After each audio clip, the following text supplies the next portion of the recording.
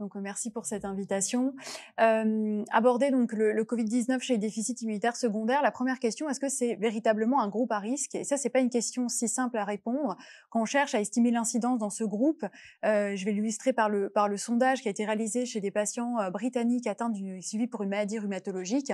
65% d'entre eux étaient sous traitement immunosuppresseur. En fait, on se rend compte que ce sont les patients tout de suite qui se sont mis en quarantaine bien avant des mesures de restriction sanitaires gouvernementales.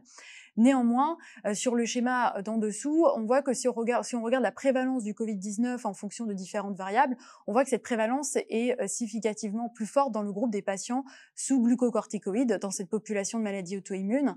Et le schéma de droite vous montre aussi que la prévalence du Covid-19 est la plus forte chez les patients atteints d'une maladie hématologique, ici principalement représentée par le lymphome et le myélome. Donc, c'est des résultats qui suggèrent effectivement que c'est une population à risque d'infection Covid-19. La seconde question, c'est est-ce qu'ils sont à risque de faire une forme sévère? Et donc ici, on a la communication orale d'Adrien Schiss qui reprend une cohorte de 92 patients atteints d'un déficit immunitaire secondaire. Donc c'est très petit, mais il faut me faire confiance, c'est principalement représenté par des patients atteints d'une maladie hématologique ou maladie rhumatologique. Et ce que l'on voit, c'est sur le schéma de droite, eh bien que la proportion de patients avec un test positif décédé est beaucoup plus importante dans la population déficit immunitaire secondaire comparée à la cohorte nationale britannique et surtout qu'elle est beaucoup plus mortelle à un âge moins âgé que dans la population générale. Autrement dit, dans cette cohorte, on arrivait à un taux de mortalité de 45% avec un âge médian de mortalité autour de 66 ans versus plus de 80 ans dans la population générale britannique. Alors, cette gravité et cette mortalité, on la retrouve aussi dans les autres populations de déficit immunitaire secondaire, donc les patients transplantés d'organes solides.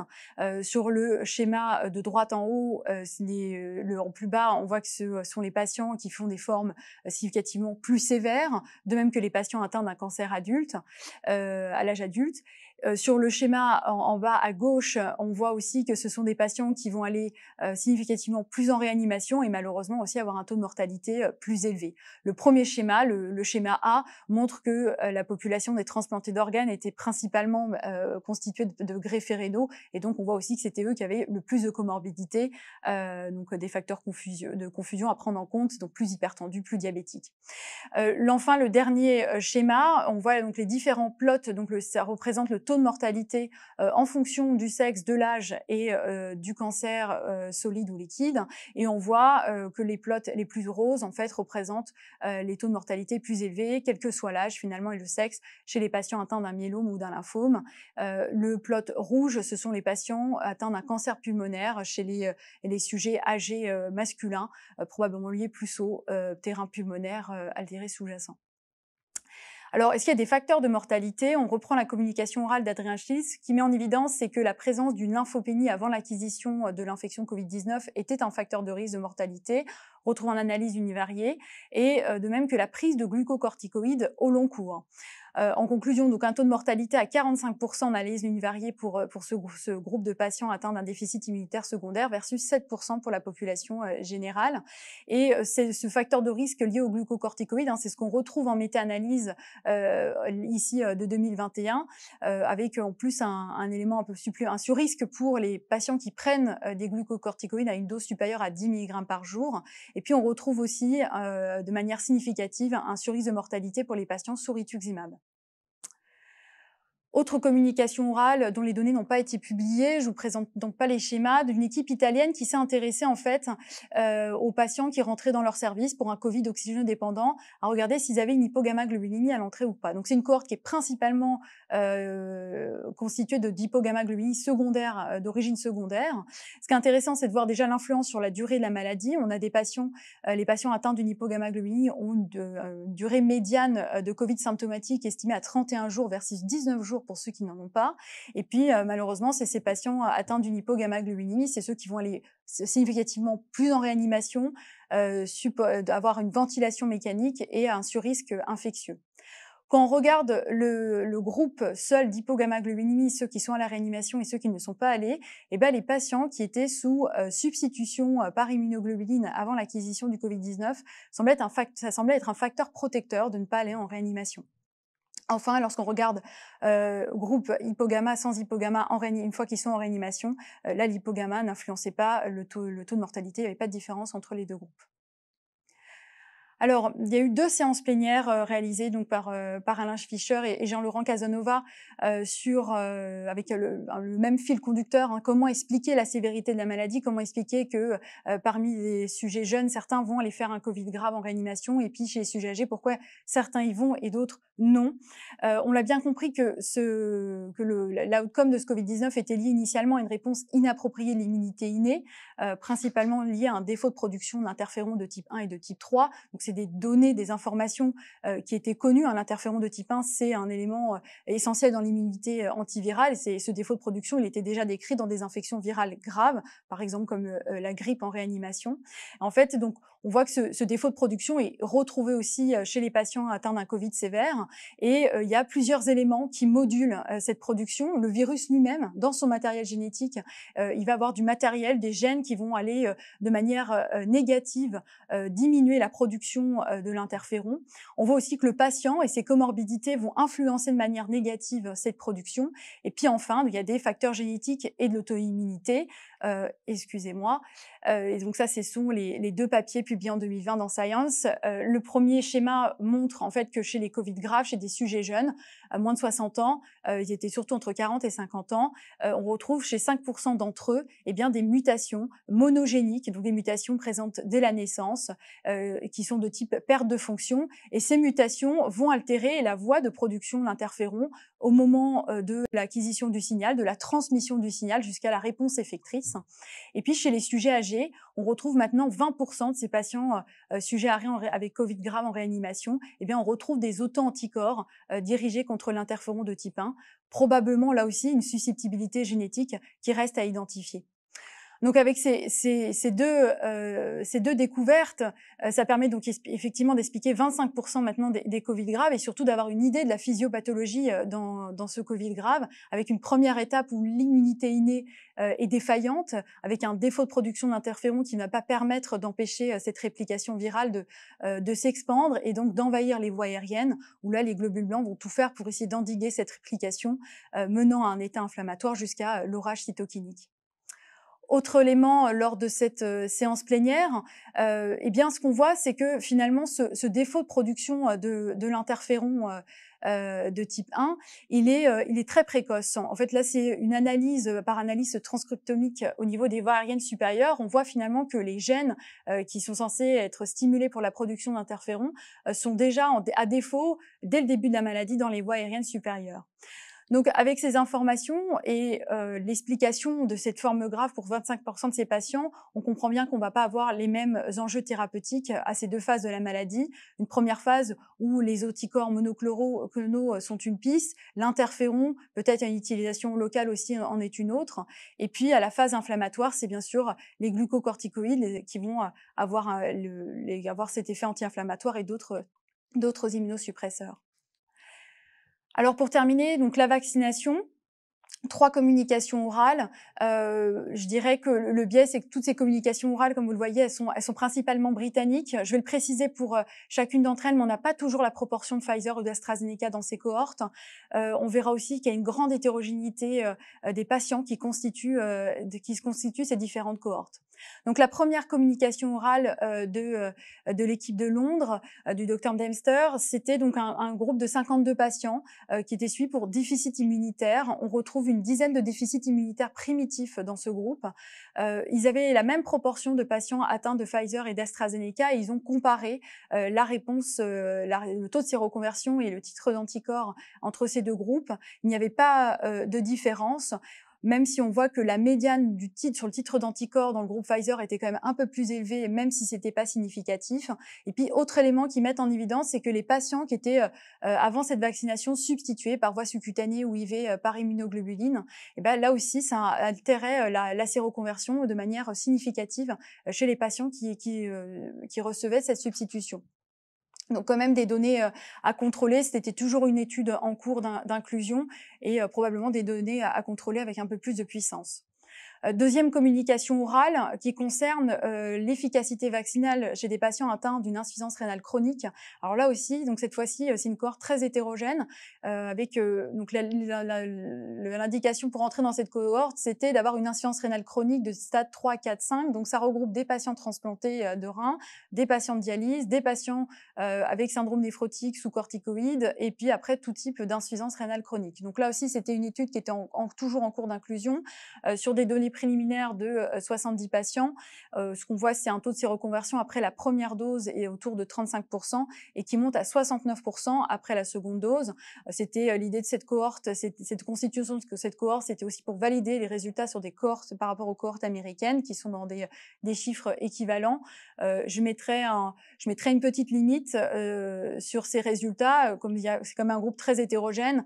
Sur les patients dialysés, le taux de séroconversion après la seconde dose est plutôt autour de 50%, donc c'est quand même un chiffre plus important dans celle-ci, probablement lié justement à l'hétérogénéité du groupe.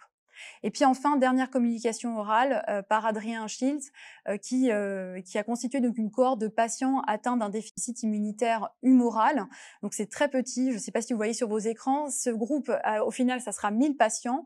Les critères, c'était donc un déficit humoral avec sous substitution ou un déficit humoral symptomatique nécessitant une prophylaxie antibactérienne. Et donc sur la première partie de la diapo, ce qu'on voit en haut et en bas, c'est effectivement un taux de séroconversion beaucoup plus faible après la première dose, qui est rattrapé après la seconde dose autour de 50%. Et puis, sur la diapo, on voit que dans cette cohorte, on arrive à un taux de séroconversion totale de 55% comparé à la cohorte contrôle pitch, qui sont des soignants vaccinés, qui est à 100%. Ce qui était intéressant dans cette communication orale, c'est qu'elle aborde en fait la réponse cellulaire induite par la vaccination. La diapo en haut à droite vous montre donc la réponse immunitaire de type cellulaire induite sur l'exposition d'une protéine spike ou nucléocapside. Et ce qu'on voit, c'est que suite à cette exposition, on a une réponse de 48% vis-à-vis de l'antigène du peptide spike et 15% par rapport au peptide nucléocapside. La petite limite, c'est que c'est une étude sur 100 patients. Ils n'ont pas encore terminé l'inclusion de tous les malades, l'analyse de tous leurs malades. Et puis enfin, la diapo d'en dessous, c'est surtout un schéma donc sur 88 patients qui met en évidence en fait la corrélation directe entre l'induction de l'immunité humorale et l'immunité cellulaire. L'un ne va pas sans l'autre après la vaccination. Et puis une séance plénière a eu lieu sur la vaccination. Alors c'était principalement sur la cohorte européenne de patients atteints d'une maladie rhumatologique, même s'il y a des résultats. Les résultats sont assez similaires finalement avec les patients transplantés. Le premier, c'est qu'on n'a pas vu de signes spécifiques, d'effets secondaires spécifiques à cette population. On voit que 13% de patients, on a déclaré 13% où des patients avaient une maladie un peu plus active, même si on n'a pas mis en évidence de cause-effet avec la vaccination. Et finalement, 5% de ces patients seulement vont avoir une modification thérapeutique. Ce qu'on retient, c'est que dès que la maladie était sévèrement active, la vaccination a toujours été retardée. Par rapport à la réponse vaccinale, comme dans les autres groupes de déficit immunitaire cellulaire, on voit qu'il y a aussi une réponse réduite qui est principalement due en fait au traitement immunosuppresseur que ces patients avaient. On voit que c'est le taux d'anticorps détectable montre qu'il y a 25% pour les patients sous rituximab. On voit aussi que les patients sous MMF ou sous méthotrexate, ça a aussi un impact sur la production d'anticorps. Enfin, là aussi, la seconde dose permet d'augmenter ce taux de séroconversion. Et puis, dernière question qui a été débattue, c'était est-ce qu'il fallait suspendre de manière transitoire ces traitements au moment de la vaccination. Les recommandations américaines ont été citées où finalement elles s'expriment que sur le traitement du rituximab ou essayer effectivement d'avoir ces 4 semaines d'intervalle avant le cycle suivant du Ritux. Par rapport aux autres traitements, ça a été fait. Il y a eu un sondage qui a été fait chez les patients, chez les médecins qui suivaient des malades de rhumatologie. Et on voit que effectivement, certains médecins ont suspendu le traitement immunosuppresseur, alors surtout quand c'était le méthotrexate ou le MFF, entre 3 à 5 jours au moment de la vaccination, même s'il n'y a aucune recommandation sur ce point.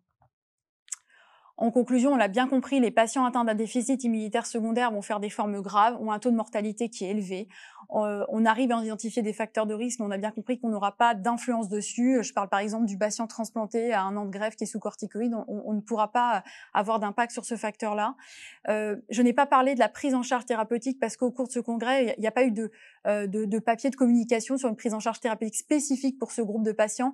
C'est quand même difficile à identifier une prise en charge spécifique parce que les études ont surtout été faites sur la première vague, au moment où il y a eu beaucoup de traitements qui ont été tentés, avec finalement donc des groupes de traitements où il y a un faible nombre de patients. Donc difficile d'en sortir une analyse. On voit que la réponse vaccinale, elle est partielle, parfois inexistante, surtout chez les patients sous anti-CD20. Néanmoins, c'est des résultats qui encouragent à poursuivre la vaccination. Et quand on voit finalement ce paysage épidémiologique avec ces facteurs de risque, ce taux de mortalité chez ces patients, et finalement une prise en charge thérapeutique, peut-être effectivement les anticorps monoclonaux vont être une piste, mais on n'est pas encore là. On est plutôt dans une situation avec un bénéfice en faveur d'une 3e dose. Enfin, les analyses sur l'efficacité vaccinale sont toujours en cours et probablement seront peut-être des arguments supplémentaires en faveur d'une 3e dose chez ces patients. Merci. Merci beaucoup. Merci, c'est évidemment passionnant. Il y a beaucoup de questions. Il n'y a pas de questions dans le chat. Je pense que nous, on a beaucoup travaillé au CEREDI sur les recommandations à donner. Je crois que les néphrologues ont déjà fait une 3e dose à leurs patients. Ça marche pas toujours. Il y en a certains qui ont déjà fait une 4e, je crois. Certains centres voilà. de transport. Donc, je pense qu'on peut aller jusqu'à 3 doses dans les déficits immunitaires primitifs et secondaires quand on sait qu'il n'y a pas de réponse aux 2 premières. Les anticorps monoclonaux, ça a une place extrêmement importante, je pense. C'est-à-dire, on a quand même dit que quand il n'y avait pas de réponse immunitaire chez nos patients très fragiles et qu'on le savait, la découverte d'une maladie Covid dans les 5 premiers jours qui suivaient les symptômes justifiait d'une supplémentation en anticorps monoclonaux. Les quelques cas qu'on a fait, nous, sont quand même très impressionnants. Puis il commence à y avoir des études qui montrent que c'est extrêmement efficace. Donc ça doit rester, en tout cas, il faut y penser de façon systématique et prévenir les patients parce que c'est une des choses importantes. Est-ce que tu as vu quelque part, c'est une question que je me posais pendant que tu parlais, est-ce qu'il y a une relation entre les effets indésirables des vaccins et leur efficacité? Est-ce qu'on sait ça? Non. Si quand on a beaucoup de fièvre, des céphalées, mal au bras et des ganglions, est-ce qu'on fabrique plus d'anticorps? Est-ce qu'on sait ça? Tu sais, toi, Non, Nida? je crois qu'on ne connaît pas. Mais ça n'a pas été regardé, en Ça n'a fait. pas été regardé, en effet. Il y a très peu d'études, il commence à y en avoir, sur les effets secondaires, les effets secondaires chez les patients atteints de déficit immunitaire primitif, mais d'autres sont en cours. Mais alors, je crois en termes de corrélation, efficacité et symptômes liés à la vaccination en effet secondaire, je ne crois pas qu'il y ait ça.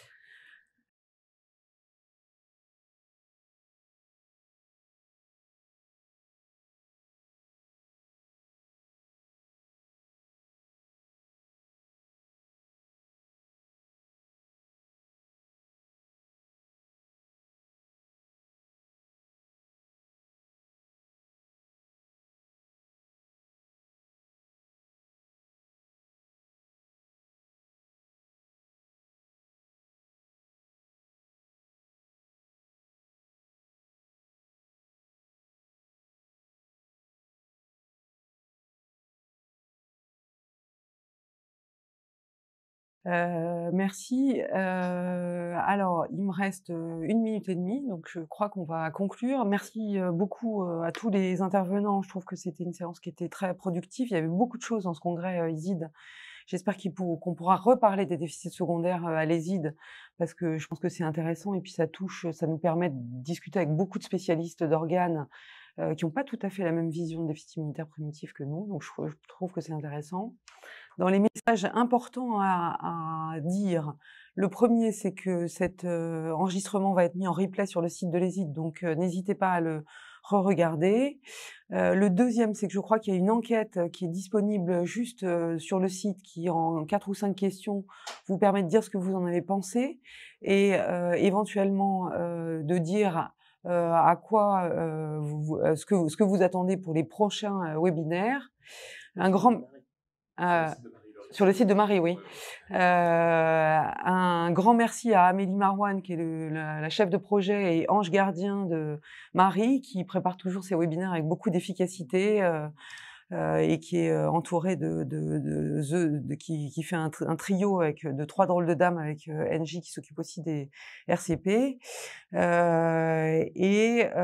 Quelques diapos importantes. Donc la première, ça montre les 2 dates importantes de Marie avec très rapidement une réunion des patients atteints d'angioœdème à quinine. Le congrès de la SNFMI, on va parler, il y a une session spéciale Marie, le congrès de la SNFMI qui a lieu en décembre et qui a lieu à la Cité des Sciences. Il y aura une soirée post-ASH organisée par Marie aussi, en visio et à l'espace Paris République fin janvier. La journée du CEREDI, fin janvier, également le lendemain de la soirée post-ASH. J'espère que ça ne sera pas trop agité, cette soirée post-ASH, pour qu'on puisse travailler le jour de la journée du CEREDI. En avril, le séminaire Pierre Royer, qui s'occupe aussi de déficit immunitaire, rhumato-pédiatrique. Et enfin, en juin, le clou du spectacle de Marie, avec notamment la journée nationale Marie, avec les actualités qui aura lieu à la Maison de l'Amérique latine. 2 mots sur les maladies rares en immunohématologie, vous le savez, qui sont déclinées au travers d'un MOOC, avec donc de l'enseignement sur chacun des centres de référence de la filière Marie. Ça a été beaucoup regardé, c'est beaucoup utilisé, c'est un outil d'enseignement intéressant pour tout le monde. L'inscription est indispensable, mais la vision est gratuite. Et donc, on finit sur cette prochaine journée nationale Marie en 2022 à la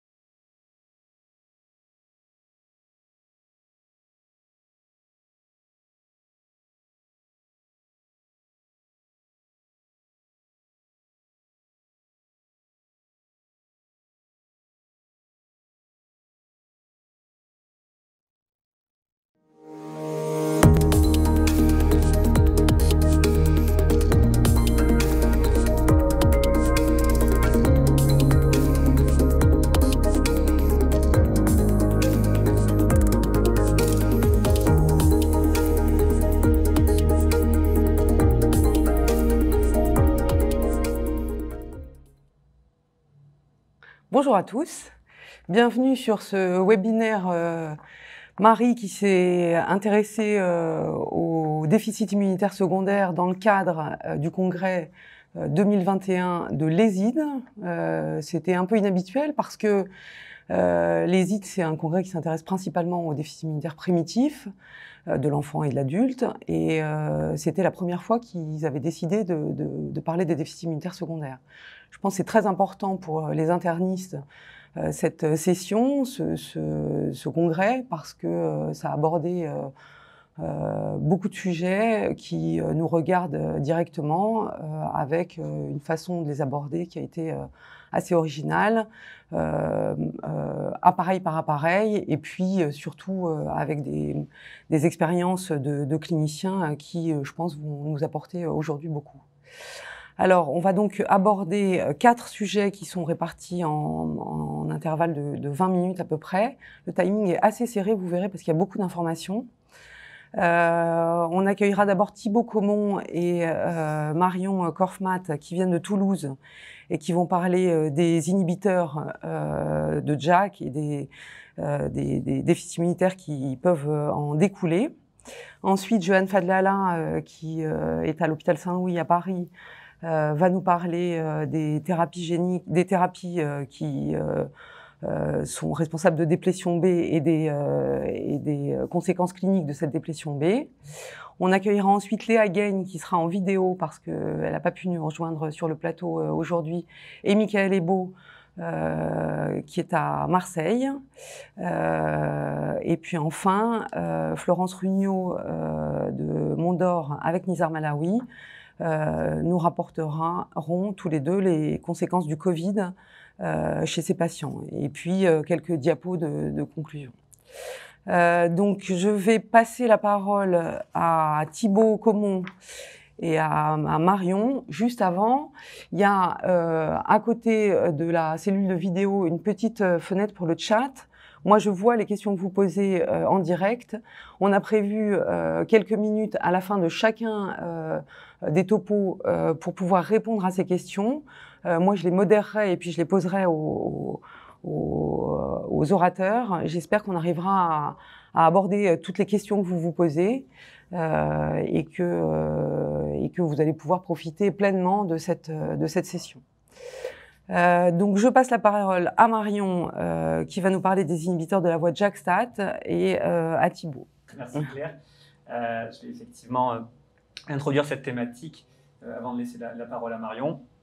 Donc, je vous remercie de nous permettre de parler de cette thématique, donc des thérapies ciblées visant la voie JAK-STAT.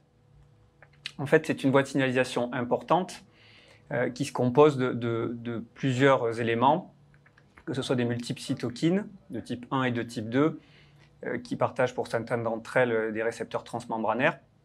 Elle se compose également des tyrosine kinases JAK, qui sont au nombre de 4 chez l'homme, et des molécules STAT, qui sont au nombre de 7, et qui, une fois activées, vont être internalisées dans le noyau et permettre la transcription des gènes cibles.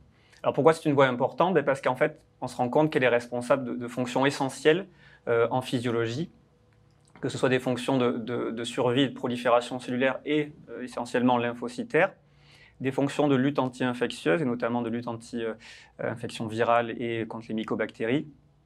Elle est également impliquée dans les processus pro- et anti-inflammatoires et également dans le métabolisme cellulaire. Et finalement, l'importance de cette voie se traduit par l'identification de mutations. Il y en a plus de 200 à l'heure actuelle, de mutations responsables de phénotypes particuliers. Alors en fait, ces mutations peuvent être somatiques, avec également des polymorphismes, et on les retrouve associées à des manifestations et des maladies inflammatoires systémiques, mais également articulaires, digestives et des connectivites, mais également des maladies hématologiques prolifératives, comme les syndromes myéloprolifératifs associés à la mutation de JAK2. Elles peuvent être germinales également et responsables de déficits immunitaires, qui vont présenter des phénotypes différents selon que la mutation soit perte de fonction ou gain de fonction, et donc se partager des phénotypes associant à divers degrés infection, auto-immunité, inflammation et hémopathie maligne.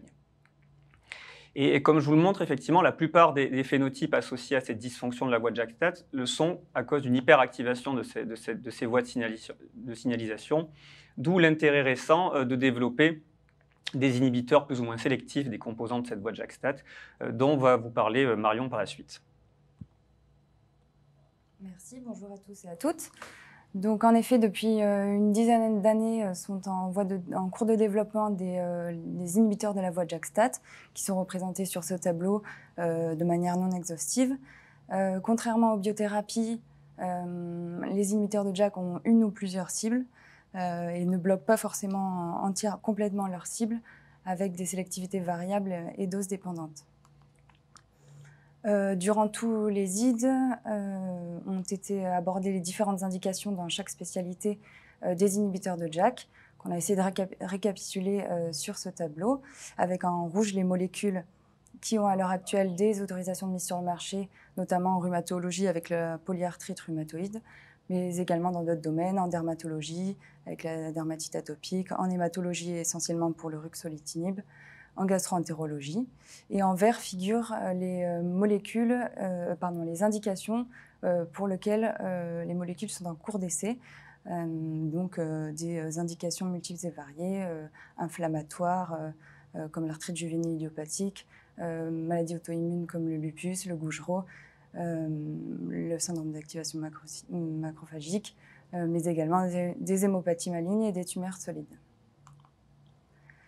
Pour illustrer un peu ces indications croissantes, en haut à gauche figure une étude rétrospective sortie d'un poster de l'ESID qui reprenait 35 patients qui ont reçu des inhibiteurs de la voie JAK-STAT, enfin des inhibiteurs de JAK, pour un certain nombre d'indications multiples et variées que vous pouvez voir, que je n'ai pas citées précédemment, la maladie de B7 et autres. Et globalement, une réponse plutôt intéressante cette thérapeutique-là. À droite, un autre poster qui a été abordé durant les IDES concernant le syndrome de Bloch, qui est une pathologie inflammatoire granulomatoseuse qui fait des atteintes cutanées, articulaires et ophtalmologiques. Donc, le cas d'une patiente de 25 ans traitée pour une uvéite réfractaire aux corticoïdes qui, grâce au tofacitinib puis au baricitinib, on a pu obtenir une efficacité clinique et une épargne cortisonique. Et enfin, en bas, un autre sujet abordé lors d'un poster, 5 enfants traités par ruxolitinib pour une maladie du greffon contre l'hôte à la suite d'une greffe de cellules souches, avec l'obtention de 4 réponses complètes sur 5.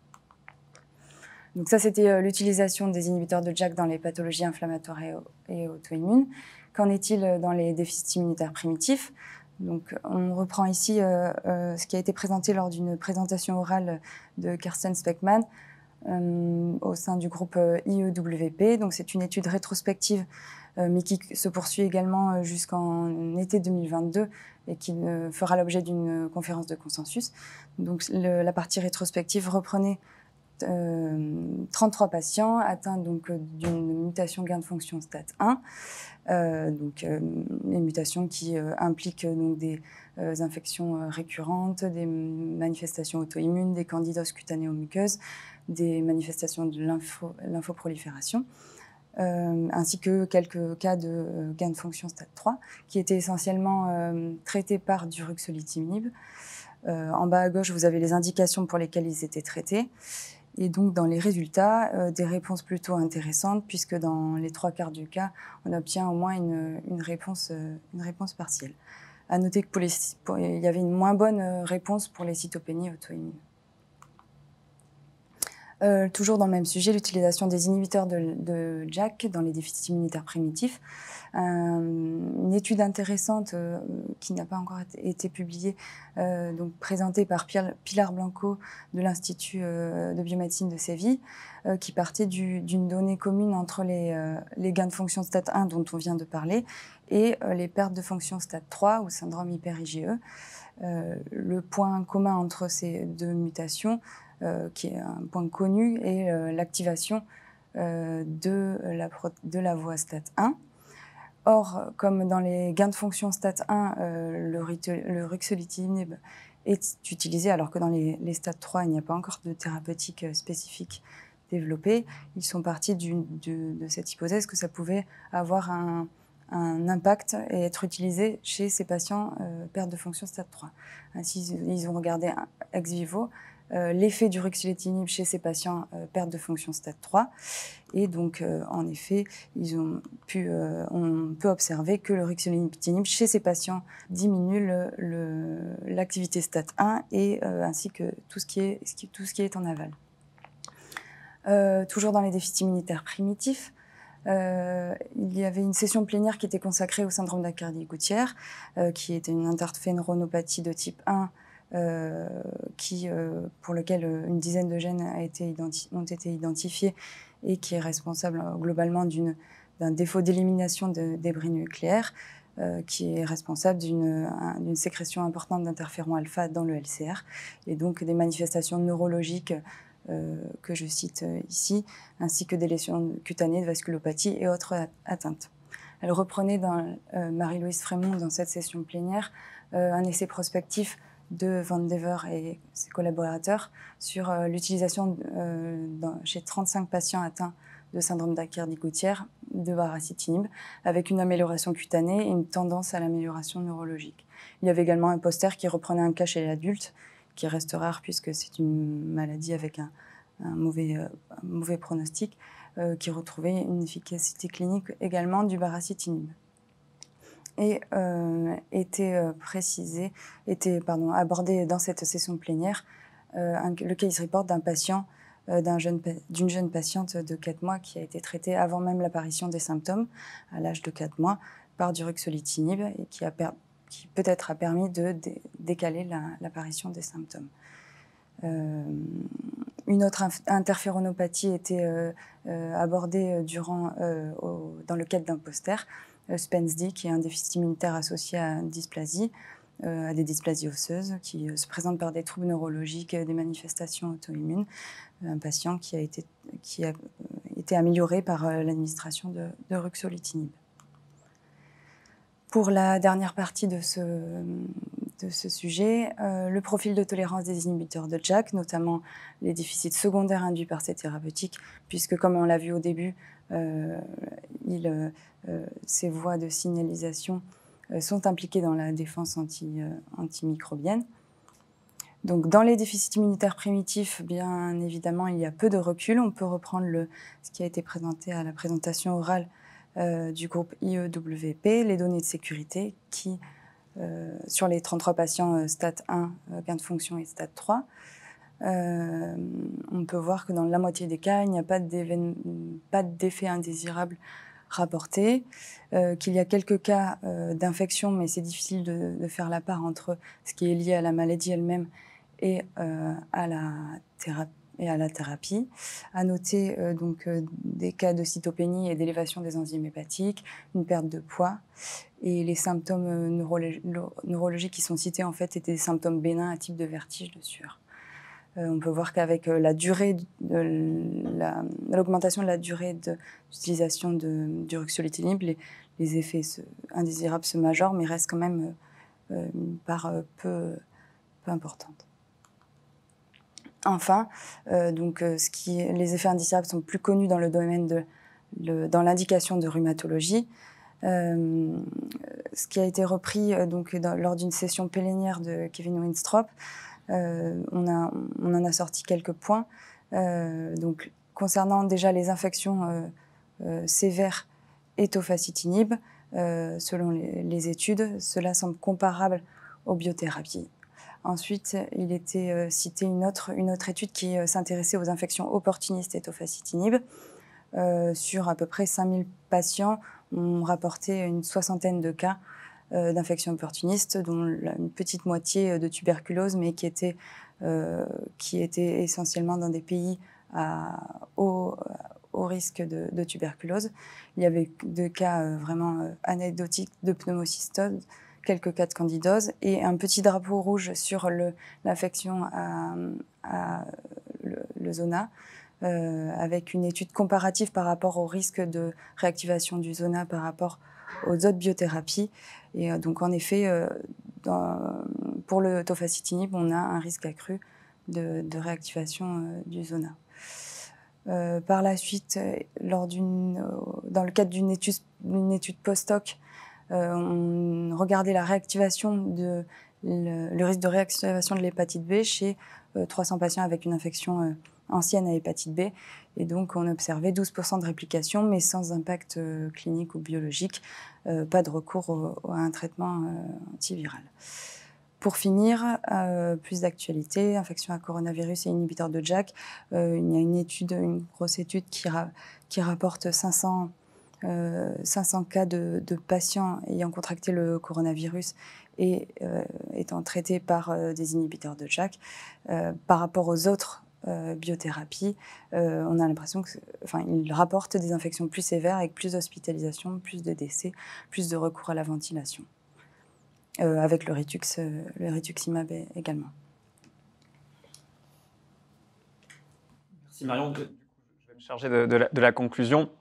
Finalement, ce qu'on peut dire, c'est qu'il a été clairement rappelé que cette signalisation de JAK-STAT est un médiateur central, comme je vous l'ai montré, de plusieurs fonctions cellulaires essentielles et responsable effectivement de nombreuses pathologies dysimmunitaires.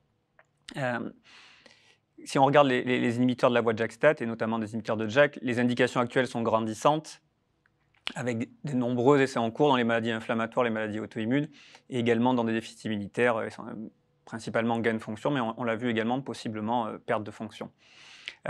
Si on s'intéresse au profil de tolérance, étonnamment, il est effectivement plutôt acceptable, avec des données rassurantes, malgré qu'elles soient peu importantes, notamment dans les déficits immunitaires, avec un surrisque effectivement aux réactivations du VZV, qui est à souligner et à prendre en compte, notamment chez effectivement des patients qui ont déjà présenté des infections à zona. Alors, pour conclure, les perspectives sont effectivement de continuer d'étudier ces voies de signalisation et probablement l'identification à venir de nouvelles pathologies associées à cette dysfonction, que ce soit des pathologies avec des anomalies acquises ou germinales, des nouvelles indications des inhibiteurs existants avec tous les essais qui sont en cours, mais également des nouvelles cibles, puisqu'il y a des nouveaux inhibiteurs de la voie de JAK-STAT en cours de développement. Ces inhibiteurs peuvent être soit plus ciblés, avec notamment des inhibiteurs sélectifs de JAK1, JAK2 pour éviter effectivement d'avoir des effets secondaires sur effectivement des autres voies, enfin des autres éléments de cette voie. Au contraire, le développement d'inhibiteurs de JAK associés avec des effets off-target et notamment des inhibiteurs de JAK, FLT3 dans certaines pathologies. Et enfin, le développement récent et en cours d'étude des inhibiteurs de STAT qui pour le moment sont peu employés, mais qui pourraient effectivement être intéressants, notamment dans la cancérologie, enfin en tout cas les tumeurs solides, où les inhibiteurs de JAK sont peu efficaces et plutôt décevants. Et je vous remercie donc de votre attention et merci Marion. Merci beaucoup pour ce panorama assez large des inhibiteurs de JAK. Alors, je ne vois pas de questions dans le chat. Moi, j'ai une petite question pour vous deux. Donc, il y a effectivement une espèce de warning pour le zona. Est-ce que, puisqu'il y a des patients, les patients qui sont rapportés, je crois, été traités pour des maladies rhumatismales, est-ce qu'on a une idée de l'âge des patients qui sont traités dans cette étude-là? Est-ce que vous avez regardé ça? Non, pas.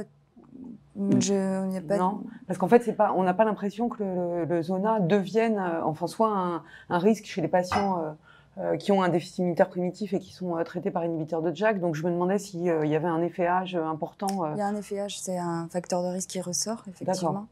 Mais Et donc, les rhumatologues conseillent de faire une vaccination anti-VZV quand on commence un inhibiteur de JAK? C'était pas clairement exprimé, effectivement. Non, c'était pas clairement exprimé sur les... Et c'est un fort pourcentage de zona? Le surrisque est assez évident, selon les études, effectivement.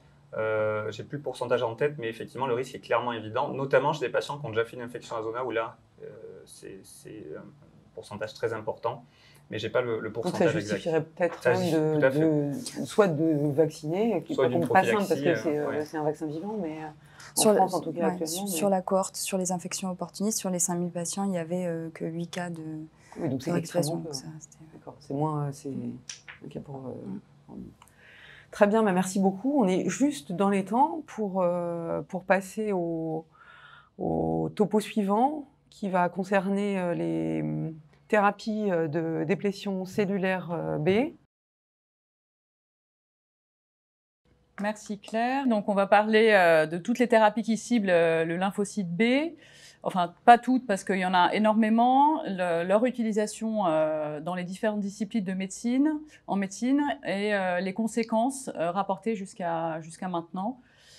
J'ai essayé de faire un condensé. C'était enfin, il y avait beaucoup d'intervenants, 8 plénières, 15 sessions orales. Donc, on va commencer par le lymphocyte B.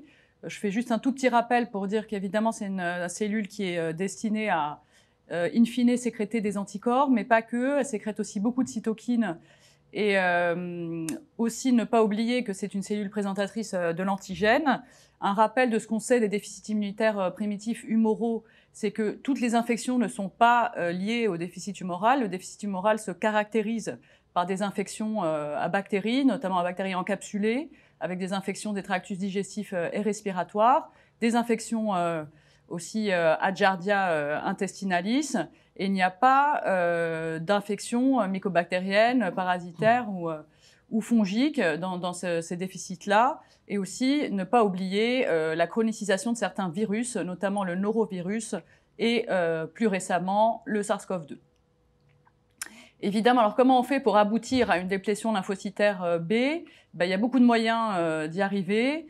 On peut aussi dépléter à plusieurs stades de maturation du lymphocyte B, à partir du pro-B jusqu'au plasmocyte, longue durée de vie, en passant par le lymphocyte B naïf, mémoire et le plasmablast. Donc on peut inhiber toutes les molécules exprimées à la surface. Donc je ne déclinerai pas toutes les molécules, mais évidemment le CD20. et le CD19, mais on peut aussi inhiber les voies de signalisation qui sont en dessous, en aval du BCR, et notamment PI3 kinase avec l'idélalysib et la bruton-tyrosine kinase avec l'ibrutinib. Enfin, on peut aussi inhiber les cytokines qui servent à la prolifération lymphocytaire B comme BAF. Donc, ce qui est important quand on se pose la question d'un déficit immunitaire secondaire à une thérapie de déplétion lymphocytaire B, c'est de savoir qu'est-ce que cette thérapie déplète, à quel niveau de l'ontogénèse B est-ce que cette thérapie déplète, est-ce que tous les compartiments sont touchés, est-ce qu'il y a un déficit en anticorps qui s'ensuit, quels anticorps, quels isotypes, quelles sous-classes, quel type d'infection. Donc, c'est une problématique extrêmement compliquée et qui va poser des questions après de prise en charge, et notamment d'antibioprophylaxie ou de substitution en immunoglobuline en fonction de tous ces paramètres qui sont très importants. Donc, juste un petit, il y a eu une intervention, une plénière sur l'utilisation des lymphocytaires B en médecine interne, et bon, le rituximab qui est largement utilisé, largement connu, notamment dans les vascularites en cas, le lupus systémique, parce que ce sont et la polyarthrite rhumatoïde, ce sont des maladies où le lymphocyte B est parfaitement impliqué parce qu'on le retrouve dans les sites inflammatoires, en tout cas pour la polyarthrite rhumatoïde, que ce sont des maladies médiées par les auto-anticorps en partie, notamment pour le lupus systémique, et qu'on connaît l'efficacité maintenant du rituximab dans ces indications. Ça s'enrichit, excusez-moi, récemment avec des essais un peu plus, on va dire, novateurs, avec le New England en 2020 sur le belimumab, donc l'anti-BAF dans la néphropathie lupique, en addition avec le traitement standard, qui retrouve un effet, selon les auteurs, très important du belimumab, enfin important dans la survenue des événements rénaux contre placebo. L'utilisation du daratumumab dans 2 cas qui ont été aussi publiés dans le New England pour des lupus réfractaires, avec un score de SLEDAI qui baisse drastiquement très rapidement après la perfusion daratumumab, et une épargne cortisonnée qui est obtenue. Et enfin, l'utilisation de CAR T-cell, donc ce n'est pas encore sorti, mais un cas a priori de lupus réfractaire pour lequel des CAR T-cells anti-CD19 auraient été utilisés. Enfin, c'était donc Sander Tas d'Amsterdam qui présentait ça. Il nous a présenté des travaux préliminaires dont il ne peut pas divulguer les résultats, qui s'attellent à inhiber la voie NF-kappa B, la voie non canonique de NF-kappa B dans son laboratoire. On en saura, j'espère, plus prochainement. Puis nous avons eu une plénière sur la neurologie avec l'utilisation donc maintenant aussi du rituximab, qui est et de l'ocrelizumab, qui sont les anti-CD20 qui deviennent une pierre angulaire de la prise en charge des scléroses en plaques, avec ici les grosses études qui touchaient 800 patients, qui comparent à gauche en violet l'apparition de lésions inflammatoires sous interféron bêta, et à droite on voit à peine donc, les petits histogrammes bleus à l'ère des anti-CD20. C'est une thérapeutique qui a permis de diminuer, en tout cas dans certains cas, les nouvelles lésions inflammatoires. L'auteur, qui est en Pennsylvanie, a fait des gros papiers sur le suivi, notamment le suivi des anticorps pendant les anti-CD20, et on voit que, alors moi je ne vois pas très bien, mais vous devez voir chez vous, que les IgG baissent. Il a fait la même chose pour les IgM, et que en bas à gauche, vous voyez que dans les formes de sclérose en plaques, qui sont les formes rémitantes, il n'y a, malgré la baisse des IgG, il n'y a pas de surrisque infectieux, ce qui n'est pas le cas dans les formes primaires progressives, qui sont un profil de sclérose en plaques un peu différent, et peut-être que la différence de surrisque infectieux est liée au phénotype de la sclérose en plaques et pas au déficit en anticorps.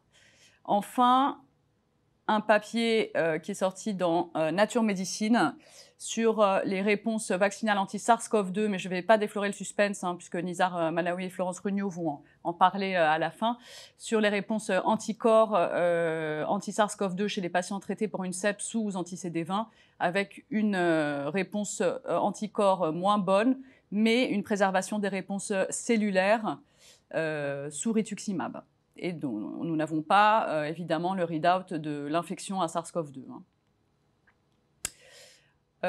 Une session très intéressante sur les déplétants B en hématologie, principalement oncologique, avec un petit topo sur les CAR T-cells, comme vous le savez, qui sont une chimère entre un Fab, un anticorps, et le domaine transmembranaire d'un TCR, avec la voie de signalisation d'un TCR, qui cible pour l'instant les anti-CD19, il y a aussi des anti-BCMA. Avec le suivi de la déplétion lymphocytaire B post-CAR T-cell, on retrouve une déplétion lymphocytaire B maximale dans les 12 premiers mois suivant la perfusion de CAR T-cell, et après une réplétion lymphocytaire B progressive. Et malgré cette réplétion, il y a quand même 25% des patients qui gardent une lymphopénie B profonde post-CAR T-cell. À droite, ce sont les réponses vaccinales antigrippales chez des patients qui ont été vaccinés soit avant, soit après les CAR T-cells, en comparaison à des contrôles. Il y a 2 souches de grippe qui sont testées. Et en fait, ce qu'on voit sur les graphes, c'est qu'il vaut mieux être vacciné après la perfusion de CAR T-cell, avec une réponse qui est largement moins bonne, évidemment, que pour les patients contrôles, qui s'élève à 40% quand on est vacciné après les CAR T, versus 29% avant les CAR T. Enfin, un autre effet qui est très intéressant dans les CAR T, qu'on retrouve aussi dans le rituximab, c'est les neutropénies post-CAR T-cell, avec 50% des patients qui ont moins de 500 neutros après les CAR T-cells, et des neutropénies qui peuvent être donc très profondes et prolongées dans le temps et à distance de la perfusion de CAR T-cells. En gros, le risque infectieux dans la perfusion après traitement par CAR T-cell est maximal dans l'année qui suit ce traitement. Puis, on a parlé un peu des anti-CD38, donc du daratumumab, qui est exprimé de manière ubiquitaire sur les cellules du système immunitaire, avec une expression qui varie en fonction du type cellulaire. Il y avait une étude donc, qui portait sur environ 200 patients traités par daratumumab et leur risque infectieux.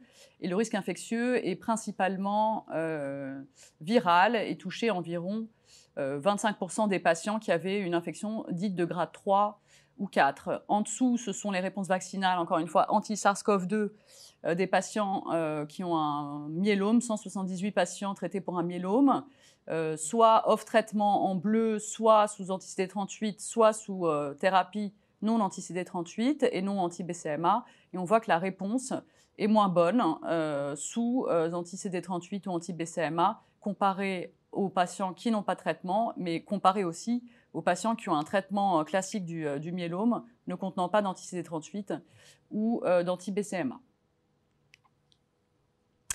Un topo très intéressant de Londres par Jeremy Brown, qui est pneumologue, infectiologue, spécialiste en hématologie, qui a rapporté son expérience dans la dilatation des bronches post-traitement déplétif lymphocytaire B, avec ici l'illustration d'un patient traité à gauche pour une hémopathie maligne avec un traitement contenant du rituximab qui développe en 2 ans une dilatation des bronches diffuse. Et en reprenant tous les patients qu'il reçoit dans son service, il s'est rendu compte que la moitié des patients hémato-oncologiques qui développent une dilatation des bronches ont une hypogamma-globulinémie profonde, et l'hypogamma-globulinémie est associée à un traitement par rituximab dans la moitié des cas. C'est l'expérience qu'on connaît aussi dans les déficits humoro-primitifs, la complication des dilatations des bronches. Et son hypothèse physiopathologique est celle d'une inflammation persistante qui est liée à la colonisation bronchique, d'une part, et à une réponse immunitaire excessive qui, en fait, détruit complètement les bronches et fait le lit de la colonisation, puis de l'infection, et en l'absence d'anticorps, un cercle vicieux qui s'installe. Donc, c'est des patients qui se présentent avec une toux chronique, avec des crachats, une perte de poids souvent. Ils sont très souvent colonisés ou infectés à BG-. Et le traitement est basé sur, comme les dilatations des bronches, hein, sur évidemment le drainage bronchique, les vaccinations si possible, et l'antibiothérapie adaptée qui doit être prolongée dans ce cas, et pas de traitement court, et éventuellement une indication aux gamma-globulines. Enfin, ce sont des patients aussi qui font des pneumopathies graves, qui sont mieux sous substitution en immunoglobulines, dans son expérience, et dont les réponses vaccinales sont altérées. Enfin, en néphrologie, un très beau topo aussi sur l'utilisation du rituximab, qui n'est plus à démontrer, notamment dans les maladies ANCA, le lupus systémique, hein, la cryoglobuline et la transplantation, avec une efficacité certaine, mais des complications certaines aussi, et notamment des infections communautaires. Alors, ce qui était intéressant dans cet article, c'était de démontrer que ces patients, donc les patients rénaux traités par rituximab, faisaient plus d'infections communautaires, notamment ceux qui avaient une vascularité ANCA, comparé à des patients traités par rituximab pour une polyarthrite rhumatoïde, et que probablement et le terrain, c'est-à-dire des patients plus âgés, et l'insuffisance rénale et l'atteinte spécifique du type ANCA sont des facteurs de risque, de surrisque infectieux. Le surrisque aussi de pneumocystose chez les patients greffés traités par rituximab, avec une différence significative statistiquement en comparant les patients greffés traités par rituximab à l'induction et non traités par rituximab. Le risque d'hypogamma-globulinémie qui est très difficile à évaluer parce que c'est des patients qui sont polytraités dans la vascularité ANCA ou dans la transplantation rénale. La réplication virale B sous rituximab qui justifie d'une prophylaxie anti-VHB lorsque les anticorps anti-HBC sont positifs de manière isolée, et une réponse moins bonne à la vaccination anti-SARS-CoV-2, et ce d'autant plus qu'on a une déplétion lymphocytaire B complète, et les résultats de ce papier retrouvent les mêmes résultats de neurologie, à savoir une réponse cellulaire parfaitement conservée. Enfin, comme on l'a vu pour les CAR T-cells, la neutropénie retardée au rituximab, qui est quand même assez fréquente, 107 patients ici sur une cohorte de 700 patients environ, qui peuvent faire une neutropénie à distance du rituximab, et malgré l'arrêt de celui-ci. Dans les communications orales, j'ai dû sélectionner, il y avait une communication très très intéressante, une communication canadienne, qui était l'étude du rituximab chez l'enfant, alors pour diverses indications, notamment maladies auto-immunes et hémopathie lymphoïde. L'âge médian était de 12 ans. C'était une étude multicentrique qui était rétrospective. Et ce dont on se rendait compte, c'est que déjà un quart des enfants avaient une hypogamma au diagnostic avant rituximab, que le rituximab aggravait l'hypogamma pour les 3 isotypes A, G et M, qu'il y avait beaucoup d'infections dans le groupe rituximab, environ 25% d'infections, et que le facteur de risque majeur d'infection, c'était la présence d'une hypo-IgG et pas d'hypo-IgA ou d'hypo-IgM, et que cette hypo-IgG pouvait être persistante chez un enfant sur 4, et que évidemment ça a mis la puce à l'oreille des investigateurs, avec la question qui était sous-jacente, est-ce que le rituximab révèle un déficit immunitaire primitif sous-jacent? Et la réponse était oui, chez 9 patients qui se présentaient dans la plupart des cas comme un défaut de production en immunoglobulines, et avec une documentation génétique dans 7 cas. Et évidemment, ça dépend de l'indication initiale du rituximab, c'est-à-dire la cytopénie auto-immune, est forcément un argument très fort pour penser déjà que le patient, ça plus l'hypogamma, a un déficit immunitaire sous-jacent. Une autre communication orale très intéressante, c'était Adrian Shields à Birmingham, où il s'est intéressé aux hypogamma post-traitement hématologique pour des hémopathies malignes, et donc des hypogammas symptomatiques. Il a voulu savoir s'il était possible de distinguer les patients pour lesquels une antibioprophylaxie serait suffisante ou qui nécessiterait une substitution en immunoglobulines. Donc ce qu'il a fait, le design est discutable, c'est qu'il a pris rétrospectivement les patients qui étaient sous antibioprophylaxie et qui étaient bien équilibrés sous antibioprophylaxie pour une hypogamma post-médicamenteuse, immunochimiothérapie versus des patients qui étaient traités par immunoglobuline, mais chez qui l'antibioprophylaxie avait déjà été essayée et avait été un échec. Donc, il a comparé ces deux groupes. Il y a environ 30 patients dans chaque bras. Et ce qu'il a remarqué, c'est que les patients qui avaient nécessité une substitution en immunoglobuline étaient des patients qui présentaient beaucoup plus d'infections que les autres, que ces infections étaient plus documentées, donc des hémocultures positives, qu'elles étaient plus tardives après l'utilisation de l'immunochimiothérapie, que l'hypogamma-globulinémie était plus profonde chez eux et que les compartiments lymphocytaires B mémoire étaient encore plus réduits dans cette sous-population comparée à la population sous antibioprophylaxie seule. Et donc, il propose, grâce à ces symptômes cliniques et cette anamnèse clinique et biologique, quelques marqueurs qui pourraient éventuellement nous aider. Évidemment, c'est à valider par une étude prospective, mais c'était quand même assez intéressant parce que c'est une question qu'on se pose souvent. En résumé, et donc je m'arrête après.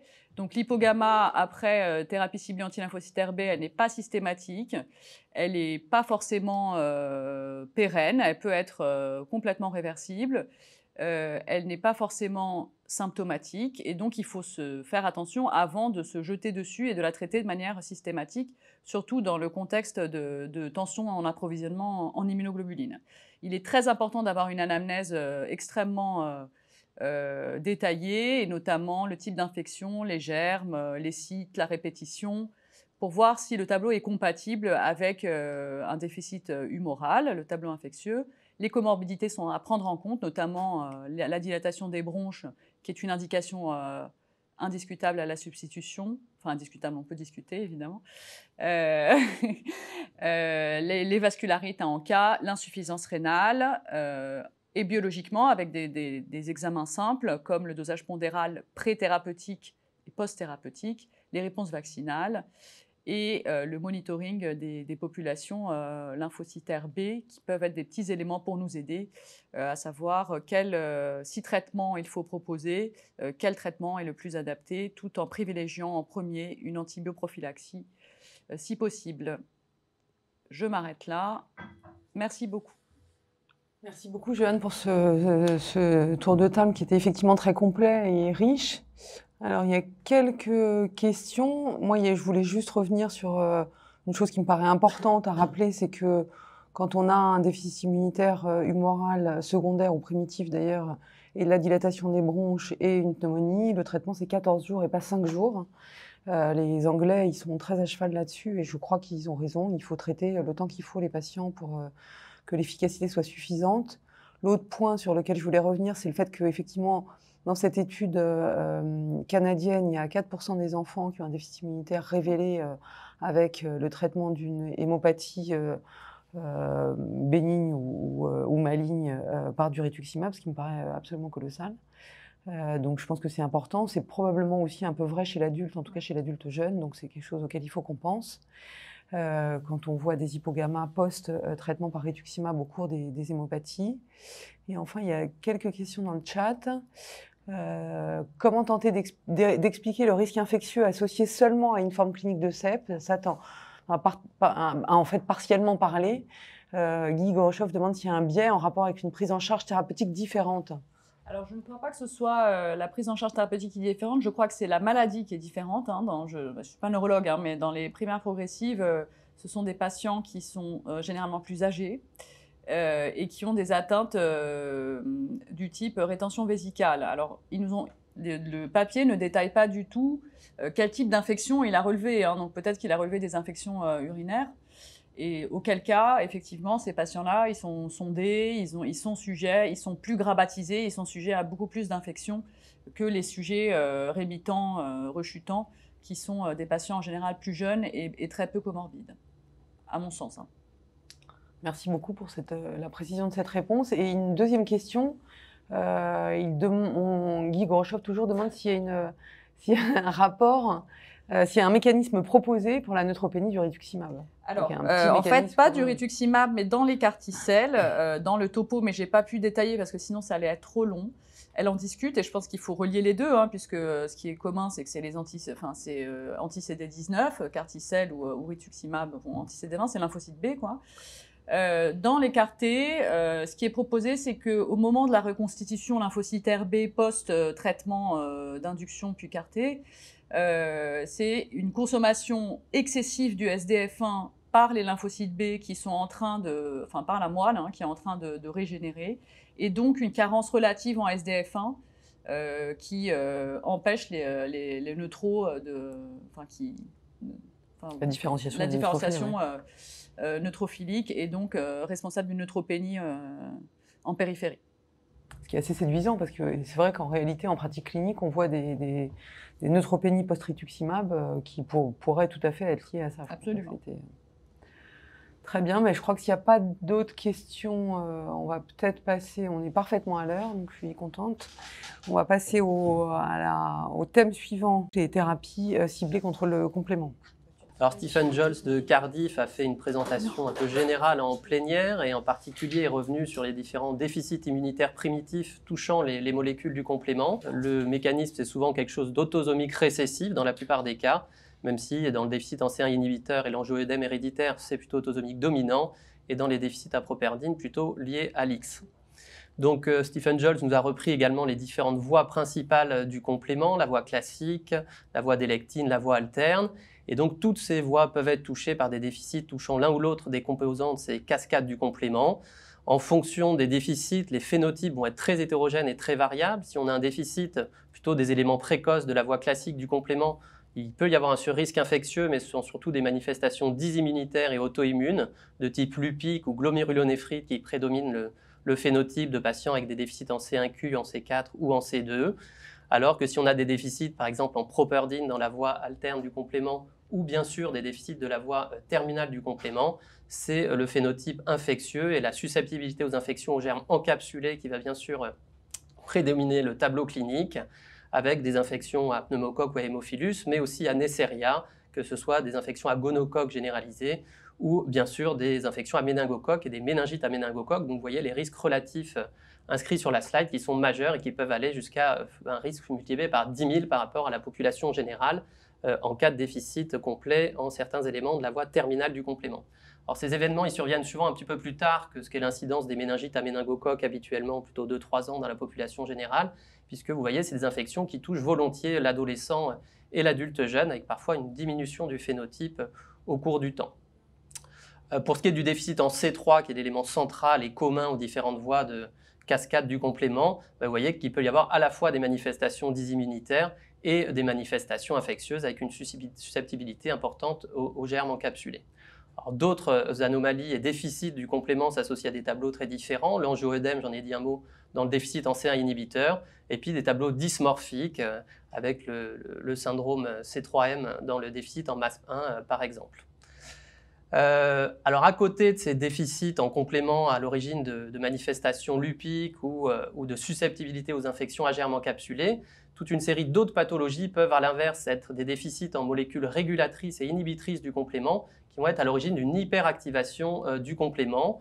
C'est le cas par exemple de la maladie de Chapelle, qui est une maladie d'individualisation récente dont nous parlera un petit peu Léa tout à l'heure. C'est le cas de maladies bien sûr comme l'hémoglobinurie paroxystique nocturne, où il s'agit cette fois d'une mutation somatique du gène qui est responsable de l'expression des molécules GP1 ancrées, comme CD55 et CD59, qui va être responsable de l'hémolyse, des thromboses et du risque d'évolution vers l'aplasie. Les syndromes hémolytiques et urémiques, bien sûr, dont on parlera aujourd'hui, et puis d'autres pathologies qui sont présentées ici, avec, vous voyez, parfois des pathologies beaucoup plus fréquentes, comme la dégénérescence maculaire liée à l'âge dont on va parler aujourd'hui, des cytopénies auto-immunes et la maladie des agglutinines froides, dont on connaît le rôle du complément, ou encore les vascularites en cas dont on parlera aujourd'hui, donc des pathologies au cours desquelles le complément n'est pas forcément l'inducteur initial de l'inflammation, mais entretient en tout cas l'inflammation et joue un rôle dans la physiopathologie. Donc l'implication du complément dans l'ensemble de ces pathologies en fait bien sûr une cible thérapeutique, et vous savez que de plus en plus de molécules vont aller cibler le complément. L'éculizumab, bien sûr, qui a déjà une autorisation de mise sur le marché dans l'hémoglobinurie paroxystique nocturne ou le syndrome hémolytique et urémique atypique, mais également son petit frère, le ravulizumab, mais toute une série d'autres molécules qui vont cibler le C5, et puis plein d'autres molécules qui sont dans le pipeline et qui vont cibler par exemple l'anaphylatoxine C5A ou son récepteur avec l'avacopan dont on parlera tout à l'heure, mais aussi des molécules de la voie des lectines, des molécules de la voie alterne du complément, la properdine ou encore le C3 ou encore le C1 par exemple récemment dans la maladie des agglutinines froides et qui est en cours d'évaluation également au cours des cytopénies auto-immunes. Donc beaucoup de molécules, des pipelines avec plein de molécules qui sont à différents stades de développement et avec différentes molécules qui agissent soit lors de l'initiation de l'activation du complément ou des boucles d'amplification, en particulier au niveau de la voie alterne du complément, avec quelques exemples ici uniquement en néphrologie pour le SHU atypique ou pour l'HPN. Et vous voyez qu'un grand nombre de molécules sont en cours de développement. Donc je vais laisser la parole maintenant à Léa pour nous présenter les actualités qui ont pu être présentées à l'ESID sur le sujet. Et puis je reviendrai un instant pour conclure après sa présentation. Bonjour, je vais à présent vous parler des pathologies associées à une hyperactivation du complément et dans lesquelles des thérapies anticompléments ont été développées. Tout d'abord, la maladie de Chapelle, un acronyme anglais pour un syndrome pédiatrique associant une hyperactivation du complément, des thromboses et une entéropathie exudative. Il s'agit d'une maladie génétique rare, récemment décrite par l'équipe du professeur Ozen, dont l'âge des premiers symptômes débute en général avant 2 ans. Elle est liée à une mutation autosomique récessive aboutissant à la perte de fonction de la protéine CD55, qui est une protéine de régulation de la voie alterne et classique du complément permettant de dissocier les C3 et C5 convertases. En résulte une hyperactivation du complément et de l'immunité innée, ainsi qu'une hypogammaglobulinémie secondaire à l'entéropathie liée à la présence de lymphangiectasie intestinale que l'on peut voir sur cette photo. Cette équipe a rapporté cette année les résultats spectaculaires de l'utilisation de l'éculizumab chez les 16 patients décrits. L'effet était obtenu rapidement, dès 1 mois d'utilisation, avec une disparition des lymphangiectasies et des symptômes digestifs qui leur étaient associés. On observait également une diminution du taux d'infection et une reprise de la croissance de ces enfants. Seul le risque thrombotique était peu ou pas modifié par le traitement. Au niveau biologique, on observe une correction des taux d'immunoglobuline et d'albumine sérique permettant d'arrêter les traitements substitutifs et de diminuer le taux d'hospitalisation. Donc au total, une pathologie très rare mais dans laquelle les inhibiteurs du complément semblent réverser une grande partie des symptômes.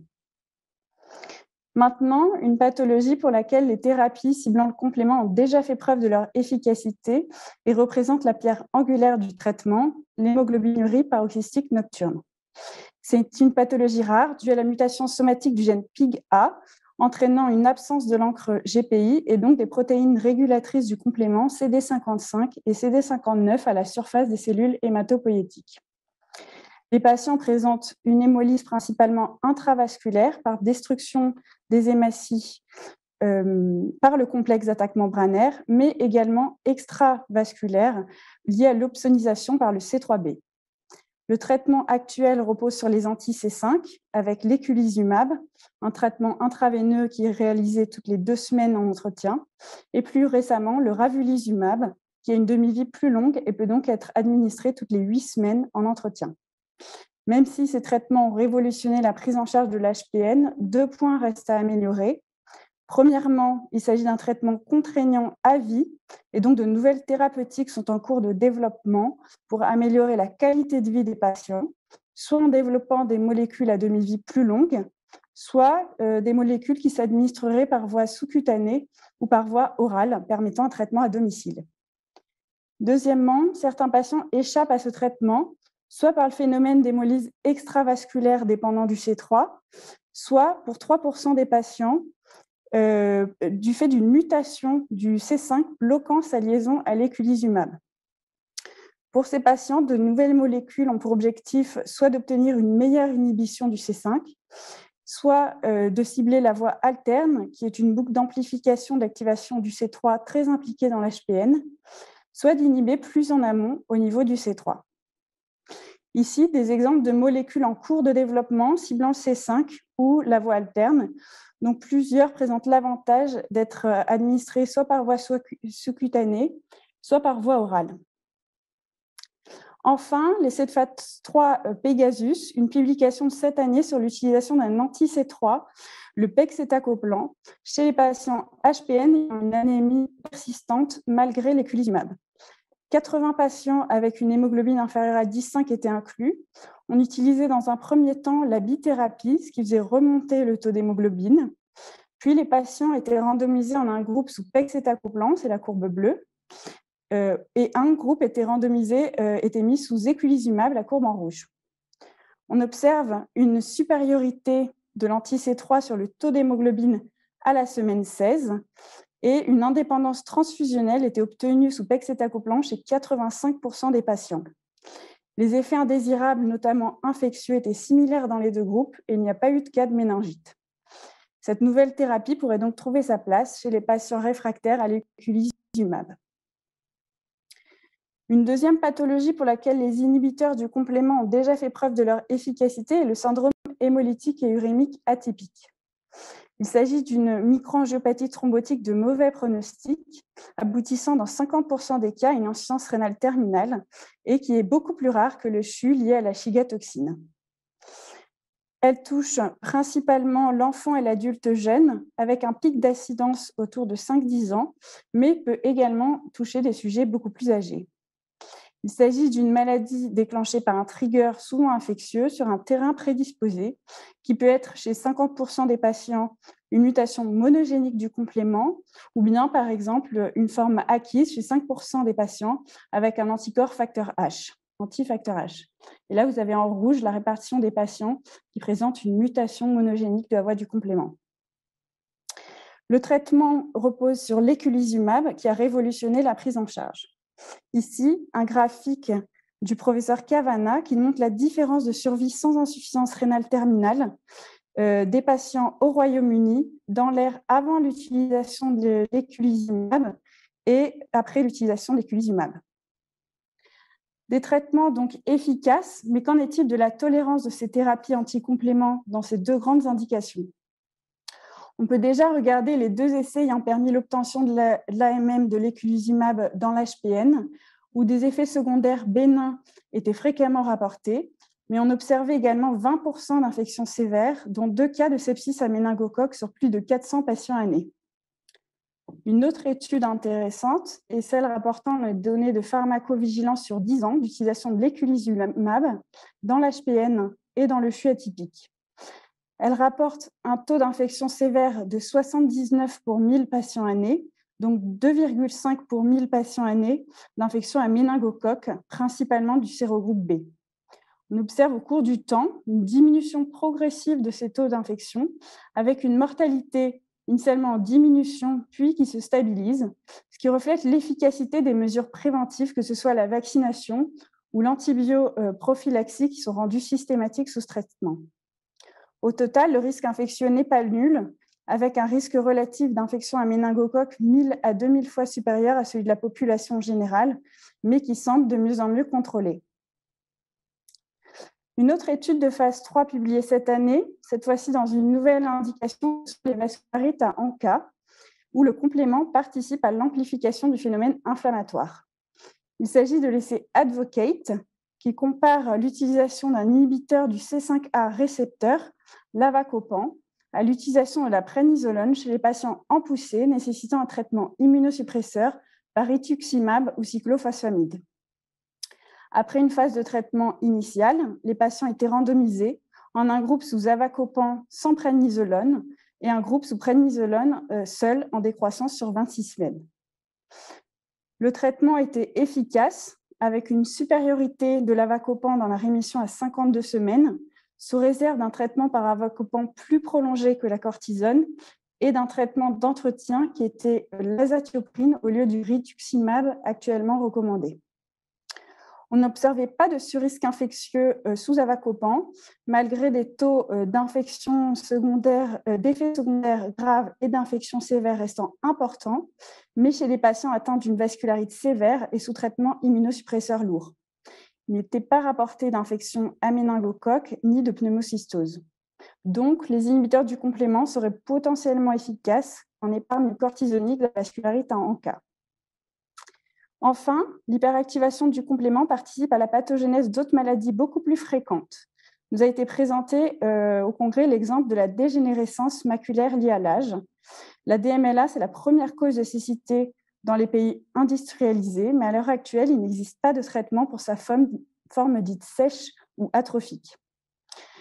Il existe des lésions prémorbides appelées drusins, ce sont les lésions en jaune là, sur la photographie, qui sont des amas protéiques sous-rétiniens composés en grande partie de molécules du complément. Ce rôle du complément dans l'apparition de la maladie est également mis en avant dans les Genome-Wide Association Studies, qui retrouvent une association entre DMLA et présence de variants du facteur H de la voie alterne. Enfin, il a été mis en évidence une production oculaire locale de compléments qui pourrait justifier l'utilisation de thérapeutiques ciblant le complément par voie oculaire locale par injection intravitréenne. Plusieurs molécules ont déjà été testées. L'utilisation de l'éculizumab en intraveineux, d'anti-C5 en intravitréen ou d'antifacteur D en intravitréen ont été un échec. 2 essais de phase 3 sont toujours en cours avec des résultats encourageants. Donc, c'est l'anti-C3 et l'anti-C5. Mais des effets secondaires à type de passage sous la forme exudative de DMLA ont été rapportés. Une dernière piste thérapeutique pourrait être la thérapie génique sur les gènes du complément, avec une étude en cours portant sur les 3% des patients DMLA qui présentent un variant pathogène du facteur I. Au total, le panel d'utilisation de ces thérapies ciblant le complément semble donc s'élargir vers des pathologies beaucoup plus fréquentes. Je vais maintenant laisser le professeur Ebault pour la conclusion. Merci beaucoup Léa pour ta présentation.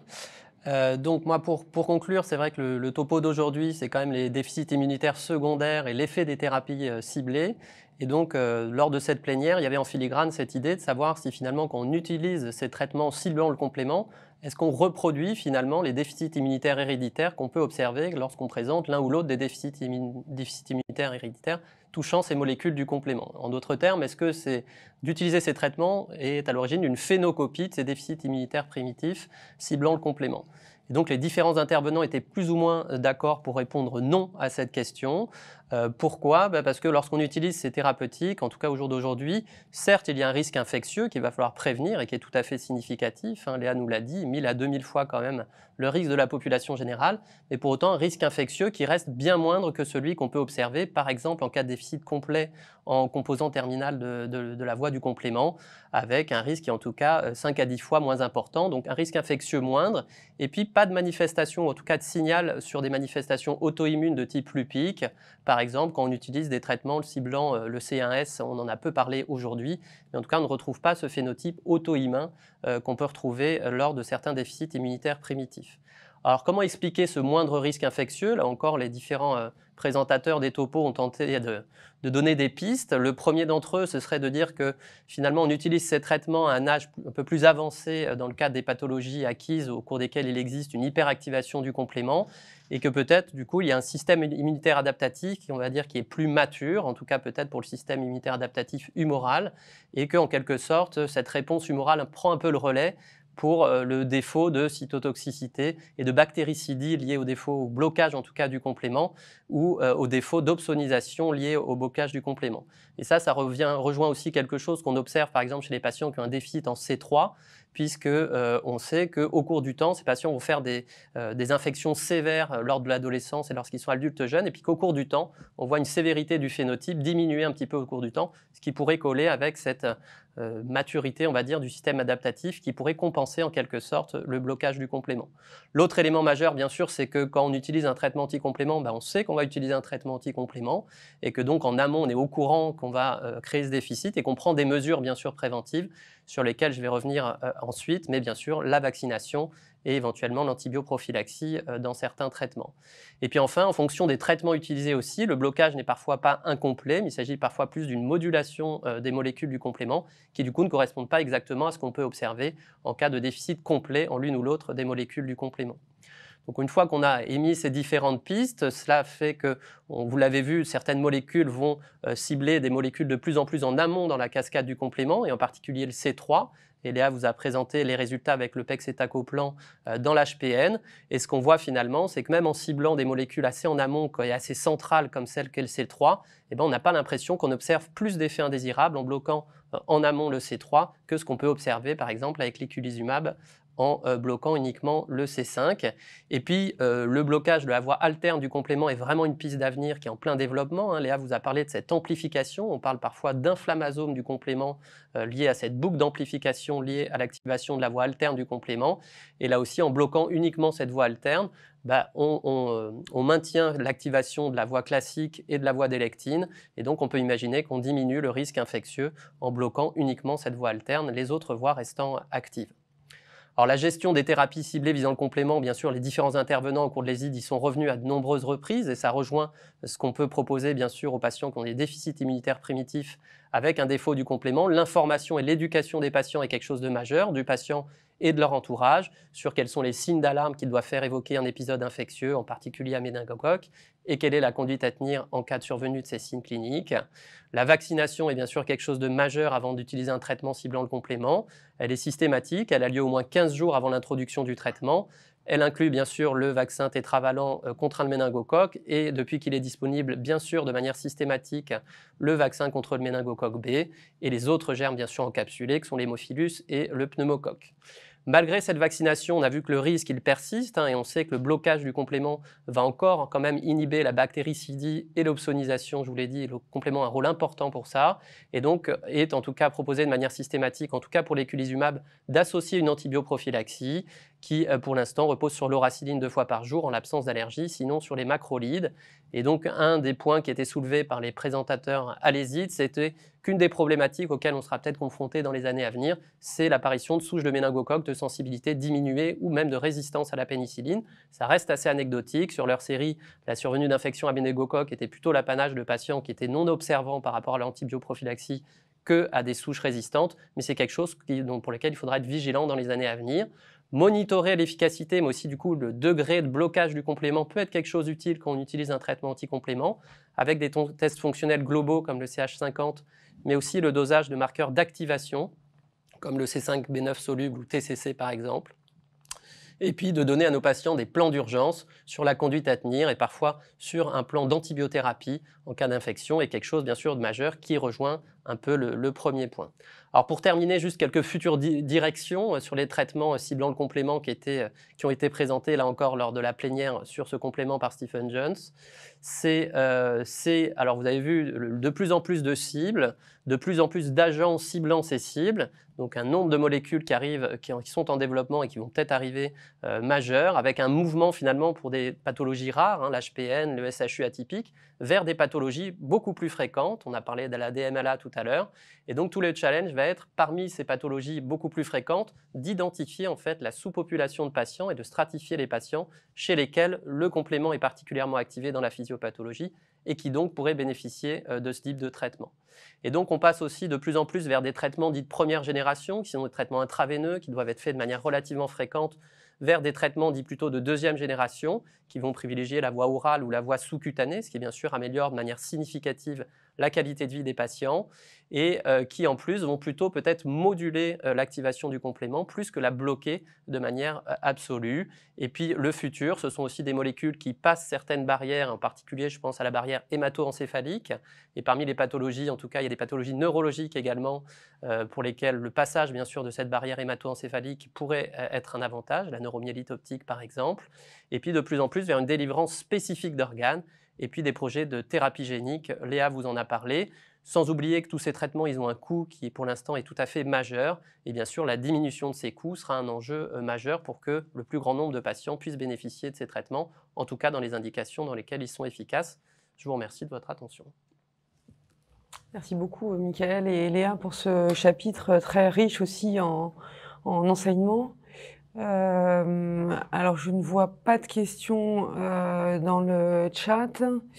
Est-ce que on va peut-être passer directement à la dernière présentation s'il n'y a pas de questions. Donc on va laisser la parole à Nizar Malawi, qui est immunopédiatre à l'hôpital Necker, et à Florence Rugnot, la junior, qui n'est pas totalement junior, parce qu'elle est chef de clinique en immunoclinique à l'hôpital Henri Mondor à Créteil, qui vont nous parler de la pandémie de Covid pour les déficits immunitaires, dans le cadre des déficits immunitaires secondaires. Voilà. Souhaitez donc la bienvenue dans ce webcast de Marie vous brossez les éléments principaux des diapositives que Florence Rugnot a préparés tout au long de ce congrès ESID. Donc, les déficits immunitaires secondaires, qui était la thématique de ce congrès, qui était un focus meeting, qui n'est pas le congrès biannuel habituel, était extrêmement riche d'enseignements. Depuis 2 ans, la pandémie Covid, ou un peu moins de 2 ans, la pandémie Covid nous occupe énormément. Nous avons appris beaucoup.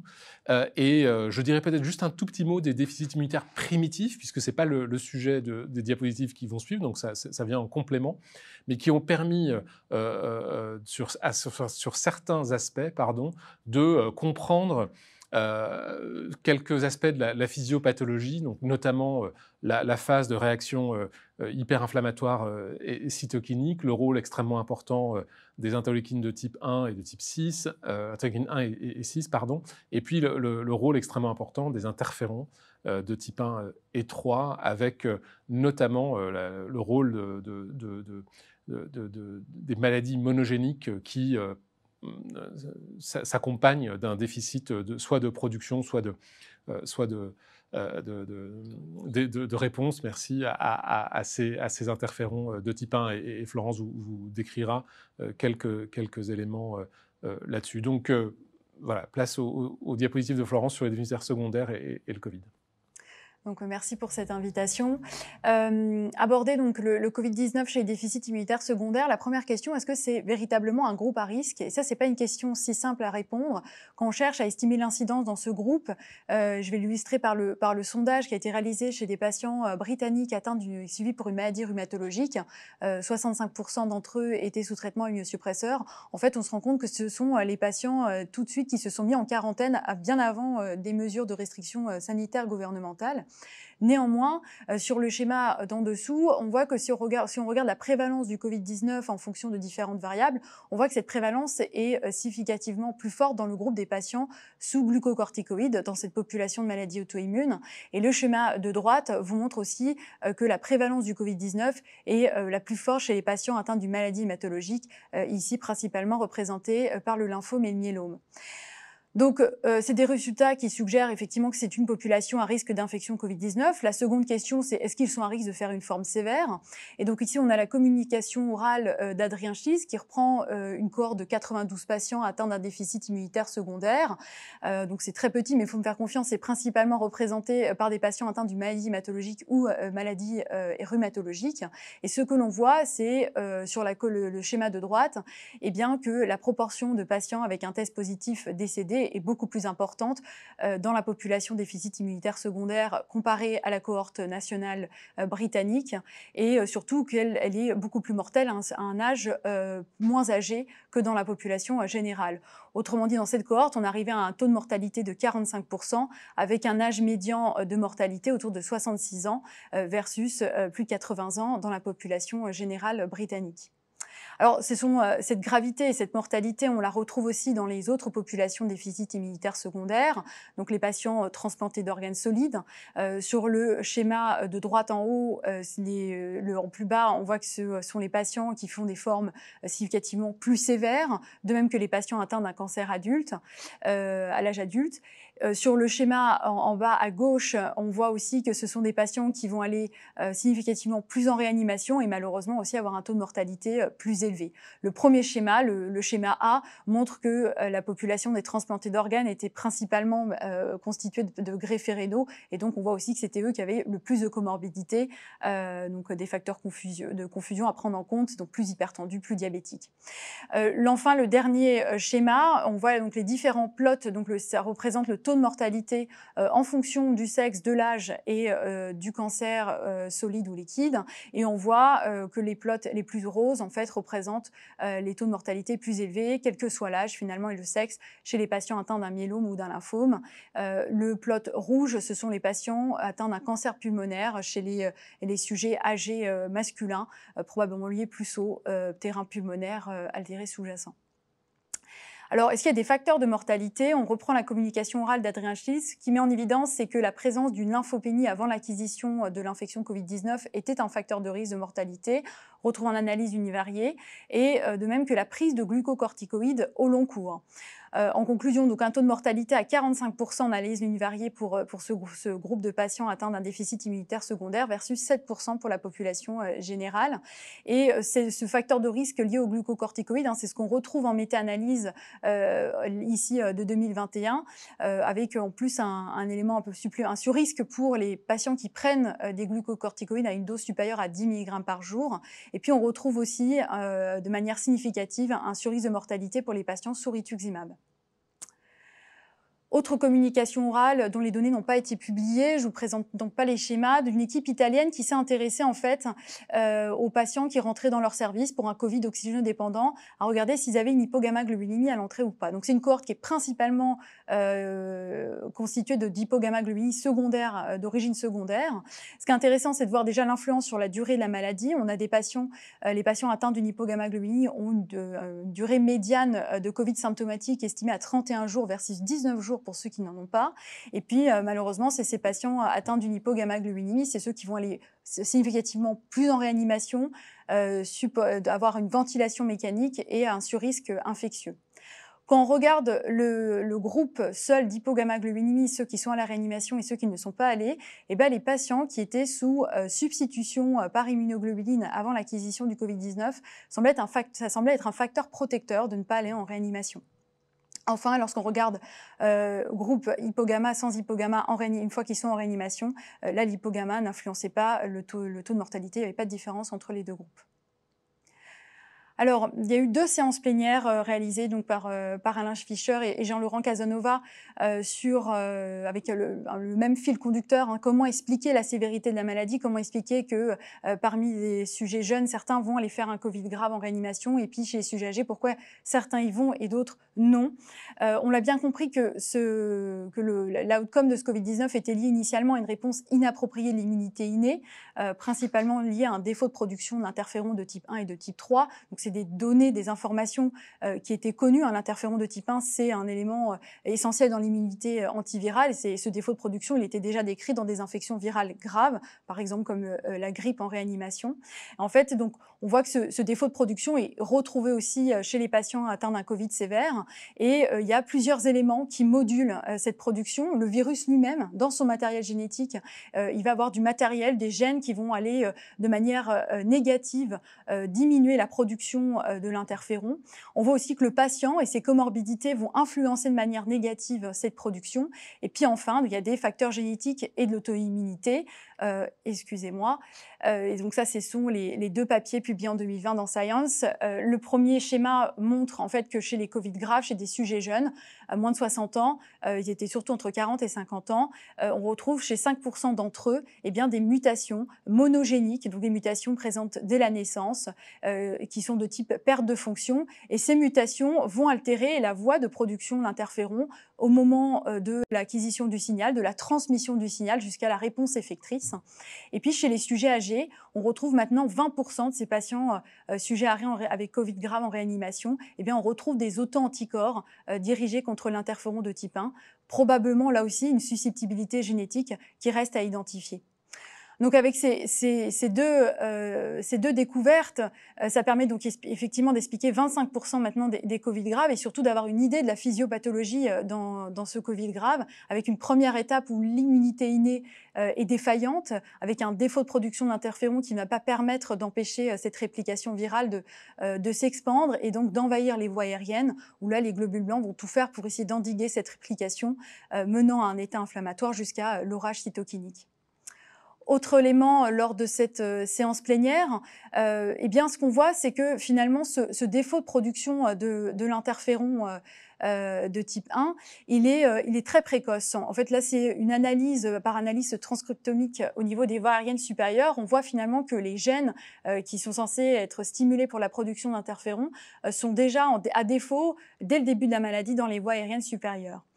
Donc, avec ces informations et l'explication de cette forme grave pour 25% de ces patients, on comprend bien qu'on ne va pas avoir les mêmes enjeux thérapeutiques à ces deux phases de la maladie. Une première phase où les anticorps monoclonaux sont une piste, l'interféron, peut-être une utilisation locale aussi en est une autre. Et puis, à la phase inflammatoire, c'est bien sûr les glucocorticoïdes qui vont avoir cet effet anti-inflammatoire et d'autres immunosuppresseurs. Alors pour terminer, donc la vaccination, 3 communications orales. Je dirais que le biais, c'est que toutes ces communications orales, comme vous le voyez, elles sont principalement britanniques. Je vais le préciser pour chacune d'entre elles, mais on n'a pas toujours la proportion de Pfizer ou d'AstraZeneca dans ces cohortes. On verra aussi qu'il y a une grande hétérogénéité des patients qui constituent ces différentes cohortes.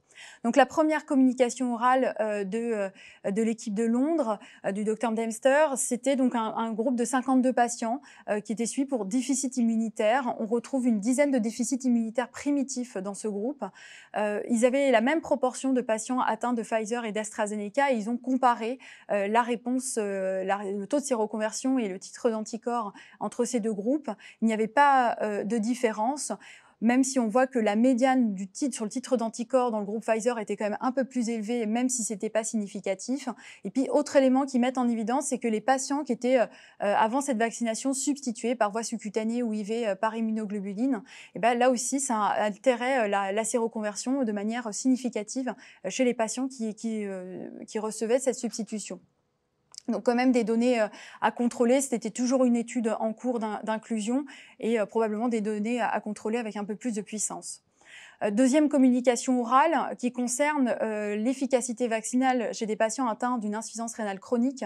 Alors là aussi, donc cette fois-ci, c'est une cohorte très hétérogène avec donc l'indication pour entrer dans cette cohorte, c'était d'avoir une insuffisance rénale chronique de stade 3, 4, 5. Donc ça regroupe des patients transplantés de reins, des patients de dialyse, des patients avec syndrome néphrotique sous corticoïdes et puis après tout type d'insuffisance rénale chronique. Donc là aussi, c'était une étude qui était toujours en cours d'inclusion sur des données préliminaire de 70 patients.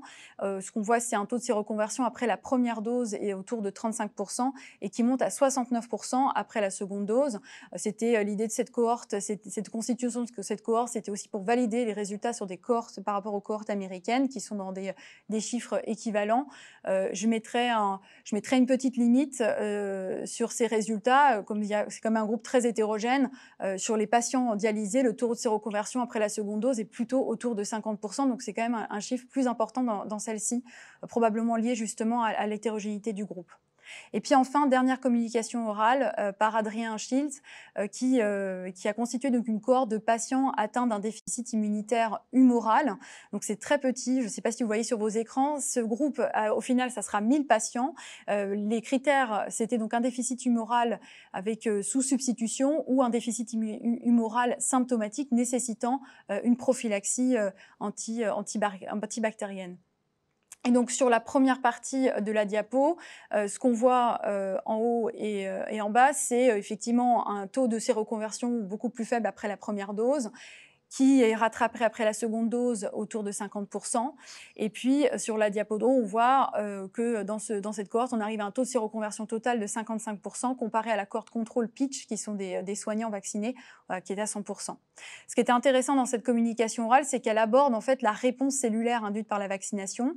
La diapo en haut à droite vous montre donc la réponse immunitaire de type cellulaire induite sur l'exposition d'une protéine spike ou nucléocapside. Et ce qu'on voit, c'est que suite à cette exposition, on a une réponse de 48% vis-à-vis de l'antigène du peptide spike et 15% par rapport au peptide nucléocapside. La petite limite, c'est que c'est une étude sur 100 patients. Ils n'ont pas encore terminé l'inclusion de tous les malades, l'analyse de tous leurs malades. Et puis enfin, la diapo d'en dessous, c'est surtout un schéma donc sur 88 patients qui met en évidence en fait la corrélation directe entre l'induction de l'immunité humorale et l'immunité cellulaire. L'un ne va pas sans l'autre après la vaccination. Et puis une séance plénière a eu lieu sur la vaccination. Alors c'était principalement sur la cohorte européenne de patients atteints d'une maladie rhumatologique, même s'il y a les résultats sont assez similaires finalement avec les patients transplantés. Le premier, c'est qu'on n'a pas vu de signes spécifiques, d'effets secondaires spécifiques à cette population.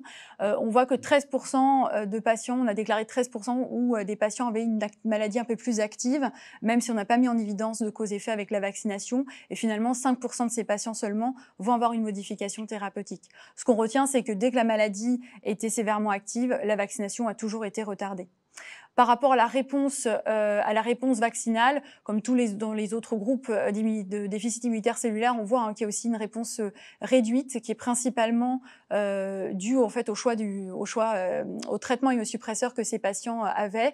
On voit que le taux d'anticorps détectable montre qu'il y a 25% pour les patients sous rituximab. On voit aussi que les patients sous MMF ou sous méthotrexate, ça a aussi un impact sur la production d'anticorps. Enfin, là aussi, la seconde dose permet d'augmenter ce taux de séroconversion. Et puis, dernière question qui a été débattue, c'était est-ce qu'il fallait suspendre de manière transitoire ces traitements au moment de la vaccination. Les recommandations américaines ont été citées où finalement elles s'expriment que sur le traitement du rituximab ou essayer effectivement d'avoir ces 4 semaines d'intervalle avant le cycle suivant du Ritux. Par rapport aux autres traitements, ça a été fait, il y a eu un sondage qui a été fait chez les patients, chez les médecins qui suivaient des malades de rhumatologie. Et on voit que effectivement, certains médecins ont suspendu le traitement immunosuppresseur, alors surtout quand c'était le méthotrexate ou le MFF, entre 3 à 5 jours au moment de la vaccination, même s'il n'y a aucune recommandation sur ce point. En conclusion, on l'a bien compris, les patients atteints d'un déficit immunitaire secondaire vont faire des formes graves, ont un taux de mortalité qui est élevé. On arrive à identifier des facteurs de risque, mais on a bien compris qu'on n'aura pas d'influence dessus. Je parle par exemple du patient transplanté à 1 an de greffe qui est sous corticoïdes. On ne pourra pas avoir d'impact sur ce facteur-là. Je n'ai pas parlé de la prise en charge thérapeutique parce qu'au cours de ce congrès, il n'y a pas eu de papier de communication sur une prise en charge thérapeutique spécifique pour ce groupe de patients. C'est quand même difficile à identifier une prise en charge spécifique parce que les études ont surtout été faites sur la première vague, au moment où il y a eu beaucoup de traitements qui ont été tentés, avec finalement donc des groupes de traitements où il y a un faible nombre de patients. Donc difficile d'en sortir une analyse. On voit que la réponse vaccinale, elle est partielle, parfois inexistante, surtout chez les patients sous anti-CD20. Néanmoins, c'est des résultats qui encouragent à poursuivre la vaccination. Et quand on voit finalement ce paysage épidémiologique avec ces facteurs de risque, ce taux de mortalité chez ces patients, et finalement une prise en charge thérapeutique, peut-être effectivement les anticorps monoclonaux vont être une piste, mais on n'est pas encore là. On est plutôt dans une situation avec un bénéfice en faveur d'une 3e dose. Enfin, les analyses sur l'efficacité vaccinale sont toujours en cours et probablement seront peut-être des arguments supplémentaires en faveur d'une 3e dose chez ces patients. Merci. Merci beaucoup. Merci, c'est évidemment passionnant. Il y a beaucoup de questions. Il n'y a pas de questions dans le chat. Je pense que nous, on a beaucoup travaillé au CEREDI sur les recommandations à donner. Je crois que les néphrologues ont déjà fait une 3e dose à leurs patients. Ça ne marche pas toujours. Il y en a certains qui ont déjà fait une 4e, je crois. Certains centres voilà. de transplant. Donc, je pense qu'on peut aller jusqu'à 3 doses dans les déficits immunitaires primitifs et secondaires quand on sait qu'il n'y a pas de réponse aux 2 premières. Les anticorps monoclonaux, ça a une place extrêmement importante, je pense. C'est-à-dire, on a quand même dit que quand il n'y avait pas de réponse immunitaire chez nos patients très fragiles et qu'on le savait, la découverte d'une maladie Covid dans les 5 premiers jours qui suivaient les symptômes justifiait d'une supplémentation en anticorps monoclonaux. Les quelques cas qu'on a fait, nous, sont quand même très impressionnants. Puis il commence à y avoir des études qui montrent que c'est extrêmement efficace. Donc ça doit rester, en tout cas, il faut y penser de façon systématique et prévenir les patients parce que c'est une des choses importantes. Est-ce que tu as vu quelque part, c'est une question que je me posais pendant que tu parlais, est-ce qu'il y a une relation entre les effets indésirables des vaccins et leur efficacité? Est-ce qu'on sait ça? Non. Si quand on a beaucoup de fièvre, des céphalées, mal au bras et des ganglions, est-ce qu'on fabrique plus d'anticorps? Est-ce qu'on sait ça? Tu sais, toi, Non, Nisa? je crois qu'on ne connaît pas. Mais ça n'a pas été regardé, Ça n'a pas été regardé, en effet. Il y a très peu d'études, il commence à y en avoir, sur les effets secondaires. Les effets secondaires chez les patients atteints de déficit immunitaire primitif, mais d'autres sont en cours. Mais alors, je crois en termes de corrélation, efficacité et symptômes liés à la vaccination en effet secondaire, je ne crois pas qu'il y ait ça. Merci. Alors, il me reste 1 minute et demie, donc je crois qu'on va conclure. Merci beaucoup à tous les intervenants. Je trouve que c'était une séance qui était très productive. Il y avait beaucoup de choses dans ce congrès ISID. J'espère qu'on pourra reparler des déficits secondaires à l'ESID, parce que je pense que c'est intéressant et puis ça nous permet de discuter avec beaucoup de spécialistes d'organes qui n'ont pas tout à fait la même vision de déficit immunitaire primitif que nous, donc je trouve que c'est intéressant. Dans les messages importants à dire, le premier, c'est que cet enregistrement va être mis en replay sur le site de l'ESID, donc n'hésitez pas à le re-regarder. Le deuxième, c'est que je crois qu'il y a une enquête qui est disponible juste sur le site qui, en 4 ou 5 questions, vous permet de dire ce que vous en avez pensé et éventuellement de dire à quoi ce que vous attendez pour les prochains webinaires. Un grand... sur le site de Marie, oui. Un grand merci à Amélie Marouane, qui est la chef de projet et ange gardien de Marie, qui prépare toujours ses webinaires avec beaucoup d'efficacité et qui est entourée qui fait un trio de 3 drôles de dames avec NJ qui s'occupe aussi des RCP. Quelques diapos importantes. Donc la première... Ça montre les 2 dates importantes de Marie avec très rapidement une réunion des patients atteints d'angioœdème à quinine. Le congrès de la SNFMI, on va parler, il y a une session spéciale Marie, le congrès de la SNFMI qui a lieu en décembre et qui a lieu à la Cité des Sciences. Il y aura une soirée post-ASH organisée par Marie aussi en visio et à l'espace Paris République fin janvier. La journée du CEREDI, fin janvier, également le lendemain de la soirée post-ASH. J'espère que ça ne sera pas trop agité, cette soirée post-ASH, pour qu'on puisse travailler le jour de la journée du CEREDI. En avril, le séminaire Pierre Royer, qui s'occupe aussi de déficit immunitaire, immuno-hémato, rhumato-pédiatrique. Et enfin, en juin, le clou du spectacle de Marie, avec notamment la journée nationale Marie, avec les actualités qui aura lieu à la Maison de l'Amérique latine.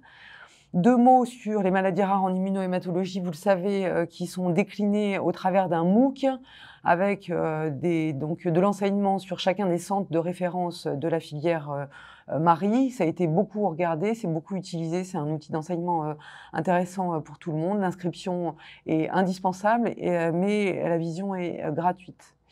Et donc, on finit sur cette prochaine journée nationale Marie en 2022 à la